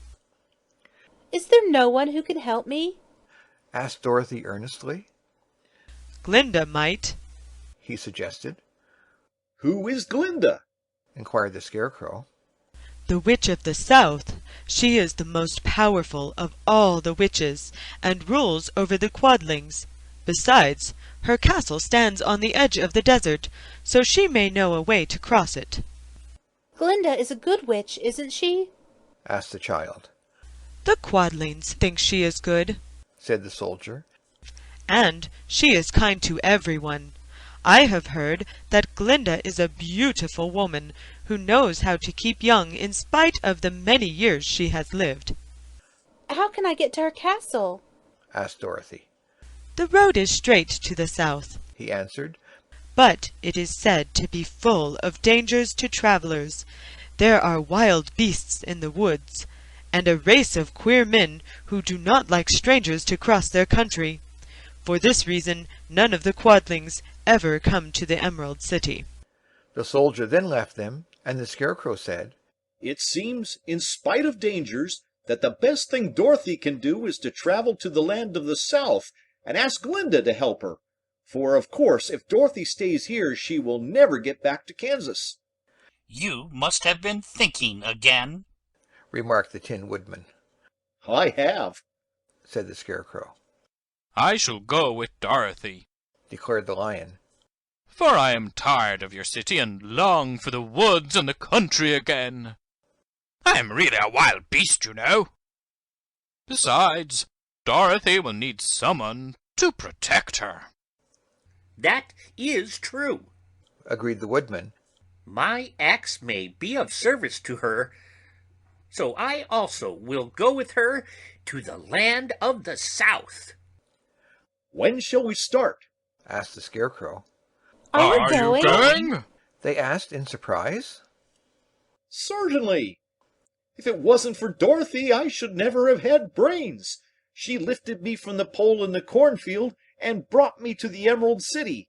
So my good luck is all due to her, and I shall never leave her until she starts back to Kansas for good and for all. Thank you, said Dorothy gratefully. You are all very kind to me, but I should like to start as soon as possible. We shall go tomorrow morning, returned the Scarecrow. So now let us all get ready, for it will be a long journey. Chapter 19. Attacked by the Fighting Trees. The next morning, Dorothy kissed the pretty green girl goodbye, and they all shook hands with the soldier with the green whiskers, who had walked with them as far as the gate. When the guardian of the gate saw them again, he wondered greatly that they would leave the beautiful city to get into new trouble, but he at once unlocked their spectacles, which he put back into the green box, and gave them many good wishes to carry with them. "You are now our ruler," he said to the Scarecrow. "so you must come back to us as soon as possible." I certainly shall if I am able, the Scarecrow replied. But I must help Dorothy to get home first. As Dorothy bade the good-natured guardian a last farewell, she said, I have been very kindly treated in your lovely city, and everyone has been good to me. I cannot tell you how grateful I am. "Don't try, my dear," he answered. "We should like to keep you with us, but if it is your wish to return to Kansas, I hope you will find a way."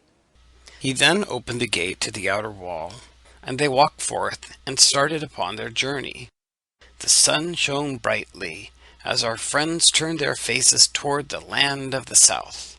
They were all in the best of spirits and laughed and chatted together. Dorothy was once more filled with the hope of getting home, and the Scarecrow and Tin Woodman were glad to be of use to her. As for the lion, he sniffed the fresh air with delight and whisked his tail from side to side in pure joy at being in the country again, while Toto ran around them and chased the moths and butterflies, barking merrily all the time. "City life does not agree with me at all," remarked the lion, as they walked along at a brisk pace. "I have lost much flesh since I lived there, and now I am anxious for a chance to show the other beasts how courageous I have grown." They now turned and took a last look at the Emerald City. All they could see was a mass of towers and steeples behind the green walls, and high up above everything, the spires and dome of the Palace of Oz. Oz was not such a bad wizard, after all, said the Tin Woodman, as he felt his heart rattling around in its breast. He knew how to give me brains, and very good brains, too, said the Scarecrow. "If Oz had taken a dose of the same courage he gave me," added the lion, "he would have been a brave man." Dorothy said nothing. Oz had not kept the promise he had made her, but he had done his best, so she forgave him. As he said, he was a good man, even if he was a bad wizard. The first day's journey was through the green fields and bright flowers that stretched about the Emerald City on every side. They slept that night on the grass with nothing but the stars over them, and they rested very well indeed. In the morning they traveled on, until they came to a thick wood. There was no way of going around it, for it seemed to extend to the right and left as far as they could see. And besides, they did not dare change the direction of their journey for fear of getting lost. So they looked for the place where it would be easiest to get into the forest. The Scarecrow, who was in the lead, finally discovered a big tree with such wide-spreading branches that there was room for the party to pass underneath. So he walked forward toward that tree, but just as he came under the first branches, they bent down and twined around him, and the next minute he was raised from the ground and flung headlong among his fellow travelers. This did not hurt the Scarecrow, but it surprised him, and he looked rather dizzy when Dorothy picked him up. "Here is another space between the trees," called the lion. "Let me try it first," said the Scarecrow, "for it doesn't hurt me to get thrown about." He walked up to another tree as he spoke, but its branches immediately seized him and tossed him back again. This is strange, exclaimed Dorothy. What shall we do? "The trees seem to have made up their minds to fight us and stop our journey," remarked the Lion. I believe I will try it myself, said the Woodman, and shouldering his axe, he marched up to the first tree that had handled the Scarecrow so roughly. When a big branch bent down to seize him, the Woodman chopped at it so fiercely that he cut it in two. At once the tree began shaking all its branches as if in pain, and the Tin Woodman passed safely under it. "Come on!" he shouted to the others. "Be quick!" They all ran forward and passed under the tree without injury, except Toto, who was caught by a small branch and shaken until he howled, but the Woodman promptly chopped off the branch and set the little dog free. The other trees of the forest did nothing to keep them back, so they made up their minds that only the first row of trees could bend down their branches, and that probably these were the policemen of the forest, and given this wonderful power in order to keep strangers out of it. The four travelers walked with ease through the trees until they found the farther edge of the wood. Then, to their surprise, they found before them a high wall, which seemed to be made of white china. It was smooth like the surface of a dish, and higher than their heads. "What shall we do now?" asked Dorothy.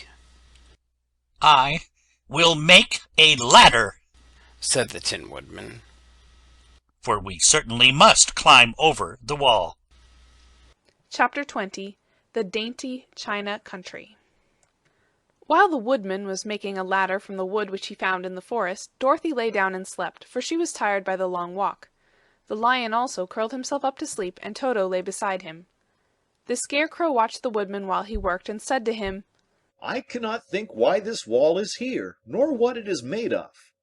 "Rest your brains, and do not worry about the wall," replied the Woodman. "When we have climbed over it, we shall know what is on the other side." After a time the ladder was finished. It looked clumsy, but the Tin Woodman was sure it was strong, and would answer their purpose. The Scarecrow waked Dorothy, and the Lion, and Toto, and told them that the ladder was ready. The Scarecrow climbed up the ladder first, but he was so awkward that Dorothy had to follow close behind and keep him from falling off. When he got his head over the top of the wall, the Scarecrow said, "Oh, my!" "Go on!" exclaimed Dorothy. So the Scarecrow climbed farther up and sat down on the top of the wall, and Dorothy put her head over and cried, "Oh, my!" just as the Scarecrow had done. Then Toto came up and immediately began to bark, but Dorothy made him be still. The Lion climbed the ladder next, and the Tin Woodman came last, but both of them cried, "Oh, my!" as soon as they looked over the wall. When they were all sitting in a row on the top of the wall, they looked down and saw a strange sight. Before them was a great stretch of country having a floor as smooth and shining and white as the bottom of a big platter. Scattered around were many houses made entirely of china and painted in the brightest colors. These houses were quite small, the biggest of them reaching only as high as Dorothy's waist. There were also pretty little barns with china fences around them, and many cows and sheep and horses and pigs and chickens, all made of china, were standing about in groups. But the strangest of all were the people who lived in this queer country. There were milkmaids and shepherdesses, with brightly colored bodices and golden spots all over their gowns, and princesses with most gorgeous frocks of silver and gold and purple, and shepherds dressed in knee breeches with pink and yellow and blue stripes down them, and golden buckles on their shoes, and princes with jeweled crowns upon their heads, wearing ermine robes and satin doublets, and funny clowns in ruffled gowns, with round red spots upon their cheeks and tall pointed caps. And, strangest of all, these people were all made of china, even to their clothes, and were so small that the tallest of them was no higher than Dorothy's knee. No one did so much as look at the travelers at first, except one little purple china dog with an extra large head, which came to the wall and barked at them in a tiny voice, afterwards running away again. "How shall we get down?" asked Dorothy. They found the ladder so heavy they could not pull it up, so the Scarecrow fell off the wall, and the others jumped down upon him so that the hard floor would not hurt their feet. Of course they took pains not to light on his head and get the pins in their feet. When all were safely down they picked up the Scarecrow, whose body was quite flattened out, and patted his straw into shape again. "We must cross this strange place in order to get to the other side," said Dorothy. for it would be unwise for us to go any other way except due south." They began walking through the country of the China people, and the first thing they came to was a China milkmaid milking a China cow. As they drew near, the cow suddenly gave a kick, and kicked over the stool, the pail, and even the milkmaid herself, and all fell on the china ground with a great clatter. Dorothy was shocked to see that the cow had broken her leg off, and that the pail was lying in several small pieces, while the poor milkmaid had a nick in her left elbow. "There!" cried the milkmaid angrily. "See what you have done! My cow has broken her leg, and I must take her to the mender's shop and have it glued on again. What do you mean by coming here and frightening my cow?" "I am very sorry," returned Dorothy. "Please forgive us." But the pretty milkmaid was much too vexed to make any answer. She picked up the legs sulkily, and led her cow away, the poor animal limping on 3 legs. As she left them, the milkmaid cast many reproachful glances over her shoulder at the clumsy strangers, holding her nicked elbow close to her side. Dorothy was quite grieved at this mishap. "We must be very careful here," said the kind-hearted woodman, "or we may hurt these pretty little people, so they will never get over it." A little farther on, Dorothy met a most beautifully dressed young princess, who stopped short as she saw the strangers, and started to run away. Dorothy wanted to see more of the princess, so she ran after her, but the China girl cried out, "Don't chase me! Don't chase me!" She had such a frightened little voice that Dorothy stopped and said, "Why not?" "Because," answered the princess, also stopping a safe distance away, "if I run, I may fall down and break myself." "But could you not be mended?" asked the girl. "Oh, yes, but one is never so pretty after being mended, you know," replied the princess. "I suppose not," said Dorothy. "Now there is Mr. Joker, one of our clowns," continued the China lady, "who is always trying to stand upon his head. He has broken himself so often that he is mended in 100 places and doesn't look at all pretty. Here he comes now, so you can see for yourself." Indeed, a jolly little clown came walking toward them, and Dorothy could see that in spite of his pretty clothes of red and yellow and green, he was completely covered with cracks, running every which way, and showing plainly that he had been mended in many places. The clown put his hands in his pockets, and after puffing out his cheeks and nodding his head at them saucily, he said, "My lady fair, why do you stare at poor old Mr. Joker? You're quite as stiff and prim as if you'd eaten up a poker." "Be quiet, sir," said the princess. "Can't you see that these are strangers and should be treated with respect?" "Well, that's respect, I expect," declared the clown, and immediately stood upon his head. "Don't mind Mr. Joker," said the princess to Dorothy. "He is considerably cracked in his head, and that makes him foolish." "I don't mind him a bit," said Dorothy. "But you are so beautiful," she continued, "that I am sure I could love you dearly. Won't you let me carry you back to Kansas and stand you on Aunt Em's mantle? I could carry you in my basket." "That would make me very unhappy," answered the China princess. "You see, here in our country we live contentedly, and can talk and move around as we please. But whenever any of us are taken away, our joints at once stiffen, and we can only stand straight and look pretty. Of course, that is all that is expected of us when we are on mantels and cabinets and drawing-room tables. But our lives are much pleasanter here in our own country." "I would not make you unhappy for all the world," exclaimed Dorothy. "So I'll just say good-bye." "Goodbye," replied the princess. They walked carefully through the China country. The little animals and all the people scampered out of their way, fearing the strangers would break them, and after an hour or so the travelers reached the other side of the country and came to another China wall. It was not so high as the first, however, and by standing upon the lion's back they all managed to scramble to the top. Then the lion gathered his legs under him and jumped on the wall, but just as he jumped he upset a china church with his tail and smashed it all to pieces. "That was too bad," said Dorothy. "But really I think we were lucky in not doing those little people more harm than breaking a cow's leg and a church. They are all so brittle." "They are indeed," said the Scarecrow. and I am thankful I am made of straw and cannot be easily damaged. There are worse things in the world than being a scarecrow. Chapter 21.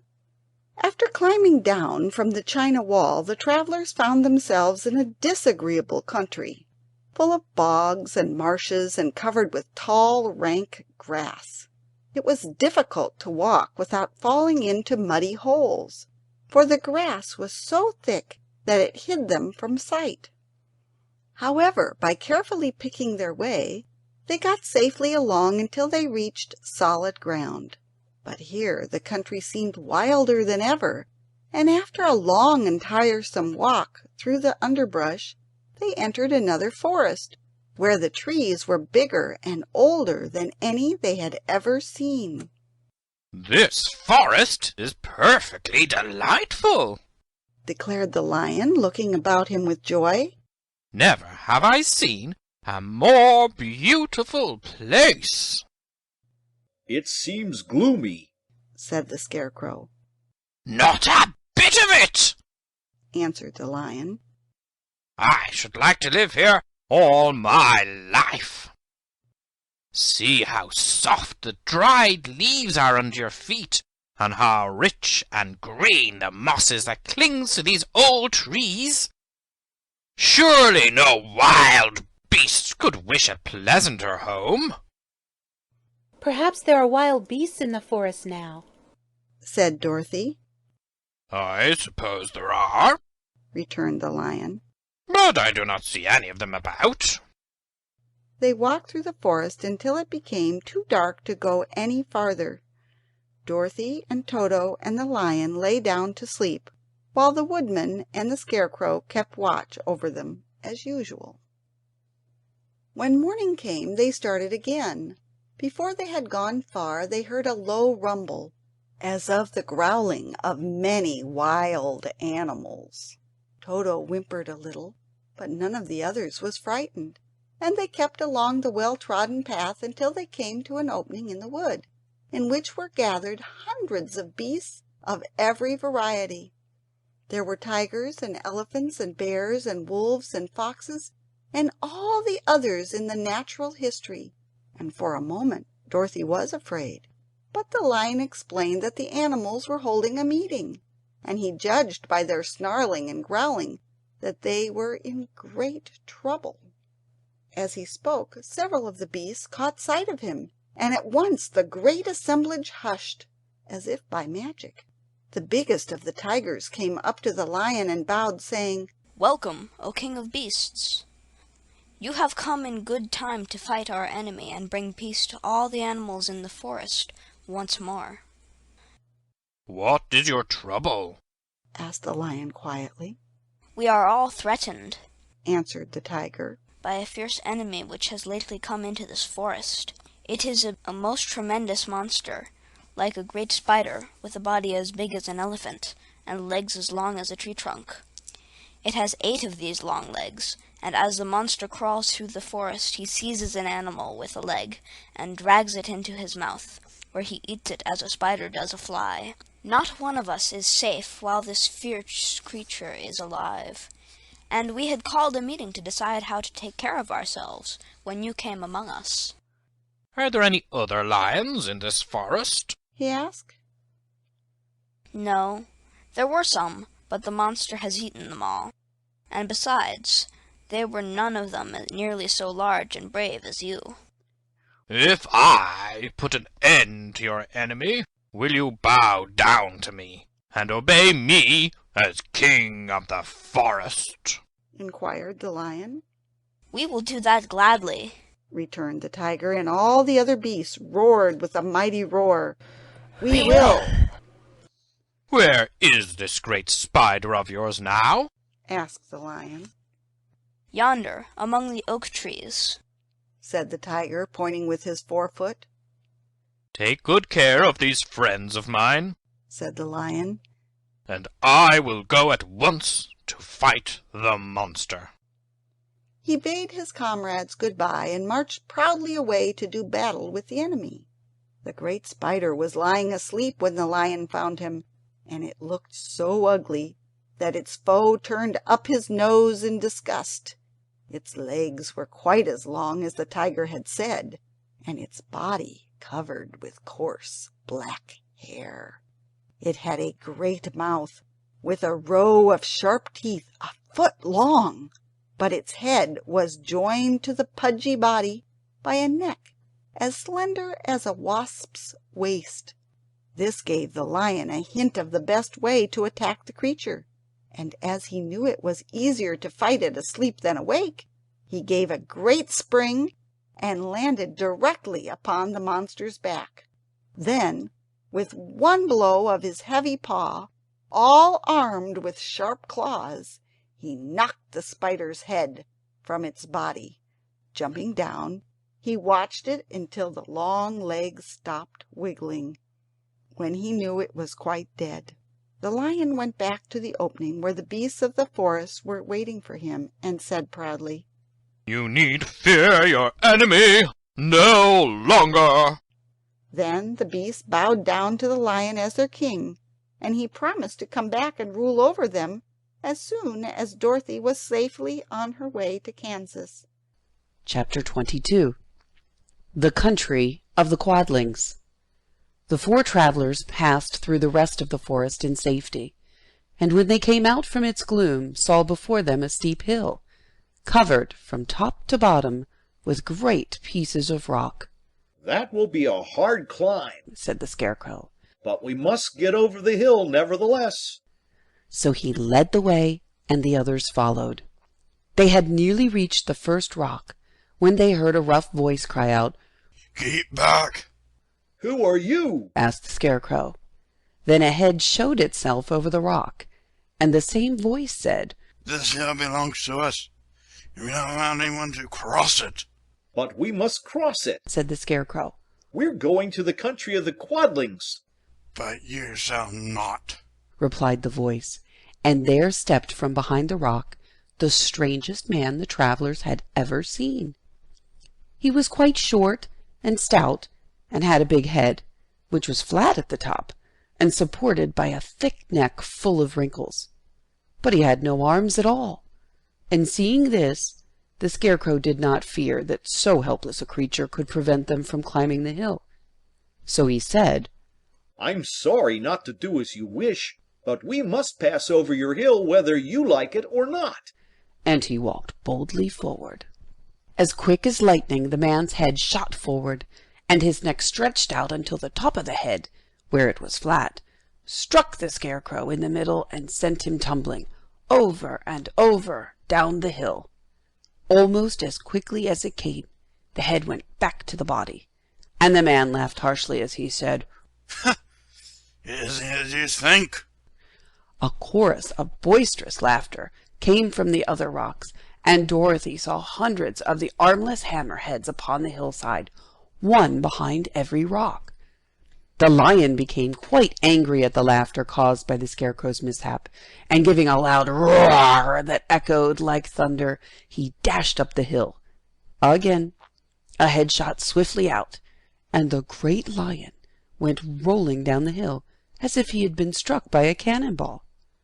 Dorothy ran down and helped the Scarecrow to his feet, and the lion came up to her, feeling rather bruised and sore, and said, "It is useless to fight people with shooting heads. No one can withstand them." "What can we do then?" she asked. "Call the winged monkeys," suggested the Tin Woodman. "You have still the right to command them once more." "Very well," she answered, and putting on the golden cap, she uttered the magic words. The monkeys were as prompt as ever, and in a few moments the entire band stood before her. "What are your commands?" inquired the King of the Monkeys, bowing low. "Carry us over the hill to the country of the Quadlings," answered the girl. "It shall be done," said the king. And at once the winged monkeys caught the four travelers and Toto up in their arms and flew away with them. As they passed over the hill, the hammerheads yelled with vexation and shot their heads high in the air, but they could not reach the winged monkeys, which carried Dorothy and her comrades safely over the hill and set them down in the beautiful country of the Quadlings. This is the last time you can summon us, said the leader to Dorothy. so goodbye, and good luck to you. Goodbye, and thank you very much, returned the girl, and the monkeys rose into the air and were out of sight in a twinkling. The country of the Quadlings seemed rich and happy. There was field upon field of ripening grain, with well-paved roads running between, and pretty rippling brooks with strong bridges across them. The fences and houses and bridges were all painted bright red, just as they had been painted yellow in the country of the Winkies, and blue in the country of the Munchkins. The Quadlings themselves, who were short and fat and looked chubby and good-natured, were dressed all in red, which showed bright against the green grass and the yellowing grain. The monkeys had set them down near a farmhouse, and the four travelers walked up to it and knocked at the door. It was opened by the farmer's wife, and when Dorothy asked for something to eat, the woman gave them all a good dinner, with 3 kinds of cake, and 4 kinds of cookies, and a bowl of milk for Toto. How far is it to the castle of Glinda? asked the child. It is not a great way, Answered the farmer's wife. Take the road to the south, and you will soon reach it. Thanking the good woman, they started afresh, and walked by the fields and across the pretty bridges until they saw before them a very beautiful castle. Before the gates were 3 young girls, dressed in handsome red uniforms trimmed with gold braid. And as Dorothy approached, one of them said to her, "Why have you come to the side country?" To see the good witch who rules here, she answered. Will you take me to her? "Let me have your name, and I will ask Glinda if she will receive you." They told who they were, and the girl soldier went into the castle. After a few moments, she came back to say that Dorothy and the others were to be admitted at once. Chapter 23. Glinda the Good Witch grants Dorothy's wish. Before they went to see Glinda, however, they were taken to a room of the castle, where Dorothy washed her face and combed her hair, and the lion shook the dust out of his mane, and the Scarecrow patted himself into his best shape, and the woodman polished his tin and oiled his joints. When they were all quite presentable, they followed the soldier girl into a big room, where the witch Glinda sat upon a throne of rubies. She was both beautiful and young to their eyes. Her hair was a rich red in color, and fell in flowing ringlets over her shoulders. Her dress was pure white, but her eyes were blue, and they looked kindly upon the little girl. What can I do for you, my child? She asked. Dorothy told the witch all her story, how the Cyclone had brought her to the land of Oz, how she had found her companions, and of the wonderful adventures they had met with. My greatest wish now, she added, is to get back to Kansas, for Aunt Em will surely think something dreadful has happened to me, and that will make her put on mourning, and unless the crops are better this year than they were last, I am sure Uncle Henry cannot afford it. Glinda leaned forward and kissed the sweet, upturned face of the loving little girl. Bless your dear heart, she said. I am sure I can tell you of a way to get back to Kansas. Then she added, But if I do, you must give me the golden cap. Willingly, exclaimed Dorothy. Indeed, it is of no use to me now. And when you have it, you can command the winged monkeys 3 times. And I think I shall need their service just those 3 times, answered Glinda, smiling. Dorothy then gave her the golden cap, and the witch said to the Scarecrow, What will you do when Dorothy has left us?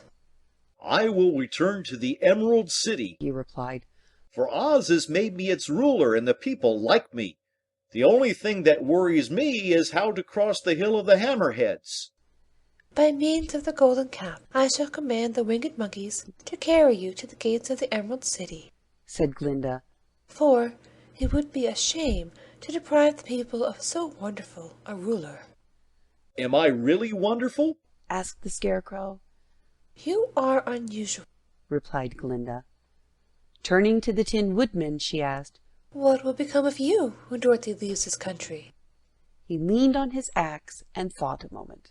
Then he said, The Winkies were very kind to me, and wanted me to rule over them after the Wicked Witch died. I am fond of the Winkies, and if I could get back again to the country of the West, I should like nothing better than to rule over them forever. My second command to the winged monkeys, said Glinda, will be that they carry you safely to the land of the Winkies. Your brain may not be so large to look at as those of the Scarecrow, but you are really brighter than he is, when you are well polished, and I am sure you will rule the Winkies wisely and well. Then the witch looked at the big, shaggy lion and asked, When Dorothy has returned to her own home, what will become of you? Over the hill of the Hammerheads lies a grand old forest, and all the beasts that live there have made me their king.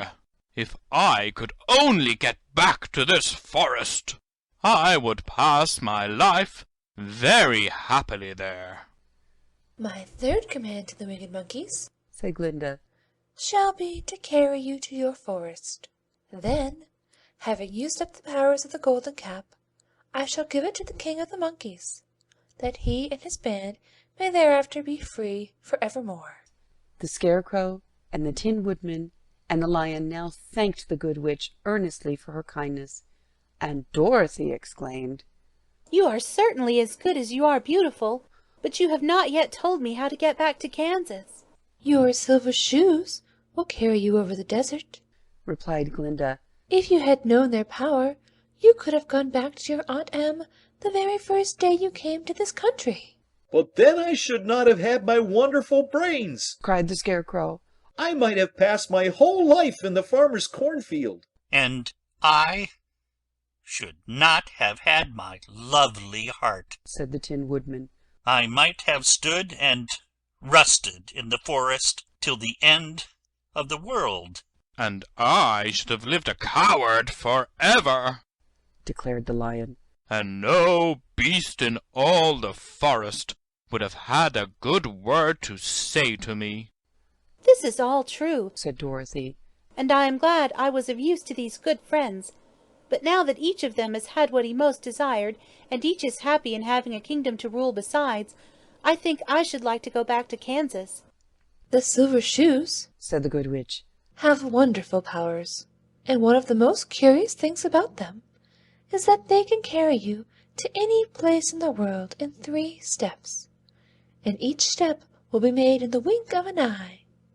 All you have to do is to knock the heels together 3 times, and command the shoes to carry you wherever you wish to go.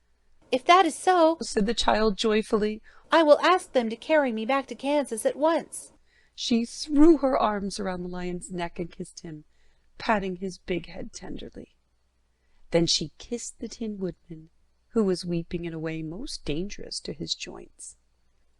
But she hugged the soft, stuffed body of the Scarecrow in her arms, instead of kissing his painted face, and found she was crying herself at the sorrowful parting from her loving comrades.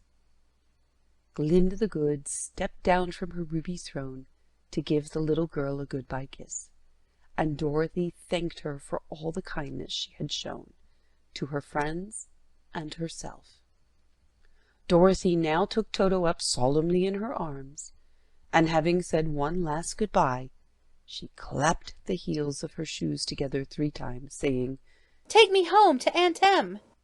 Instantly she was whirling through the air, so swiftly that all she could see or feel was the wind whistling past her ears. The silver shoes took but 3 steps, and then she stopped so suddenly that she rolled over upon the grass several times before she knew where she was. At length, however, she sat up and looked about her. Good gracious! She cried. For she was sitting on the broad Kansas prairie, and just before her was the new farmhouse Uncle Henry built after the cyclone had carried away the old one. Uncle Henry was milking the cows in the barnyard, and Toto had jumped out of her arms and was running toward the barn, barking furiously. Dorothy stood up and found she was in her stocking feet, for the silver shoes had fallen off in her flight through the air and were lost forever in the desert. Chapter 24. Home Again. Aunt Em had just come out of the house to water the cabbages when she looked up and saw Dorothy running toward her. "My darling child!" she cried, folding the little girl in her arms and covering her face with kisses. "Where in the world did you come from?" "From the land of Oz," said Dorothy gravely. "And here is Toto, too. And oh, Aunt Em, I'm so glad to be at home again." End of The Wonderful Wizard of Oz by L. Frank Baum.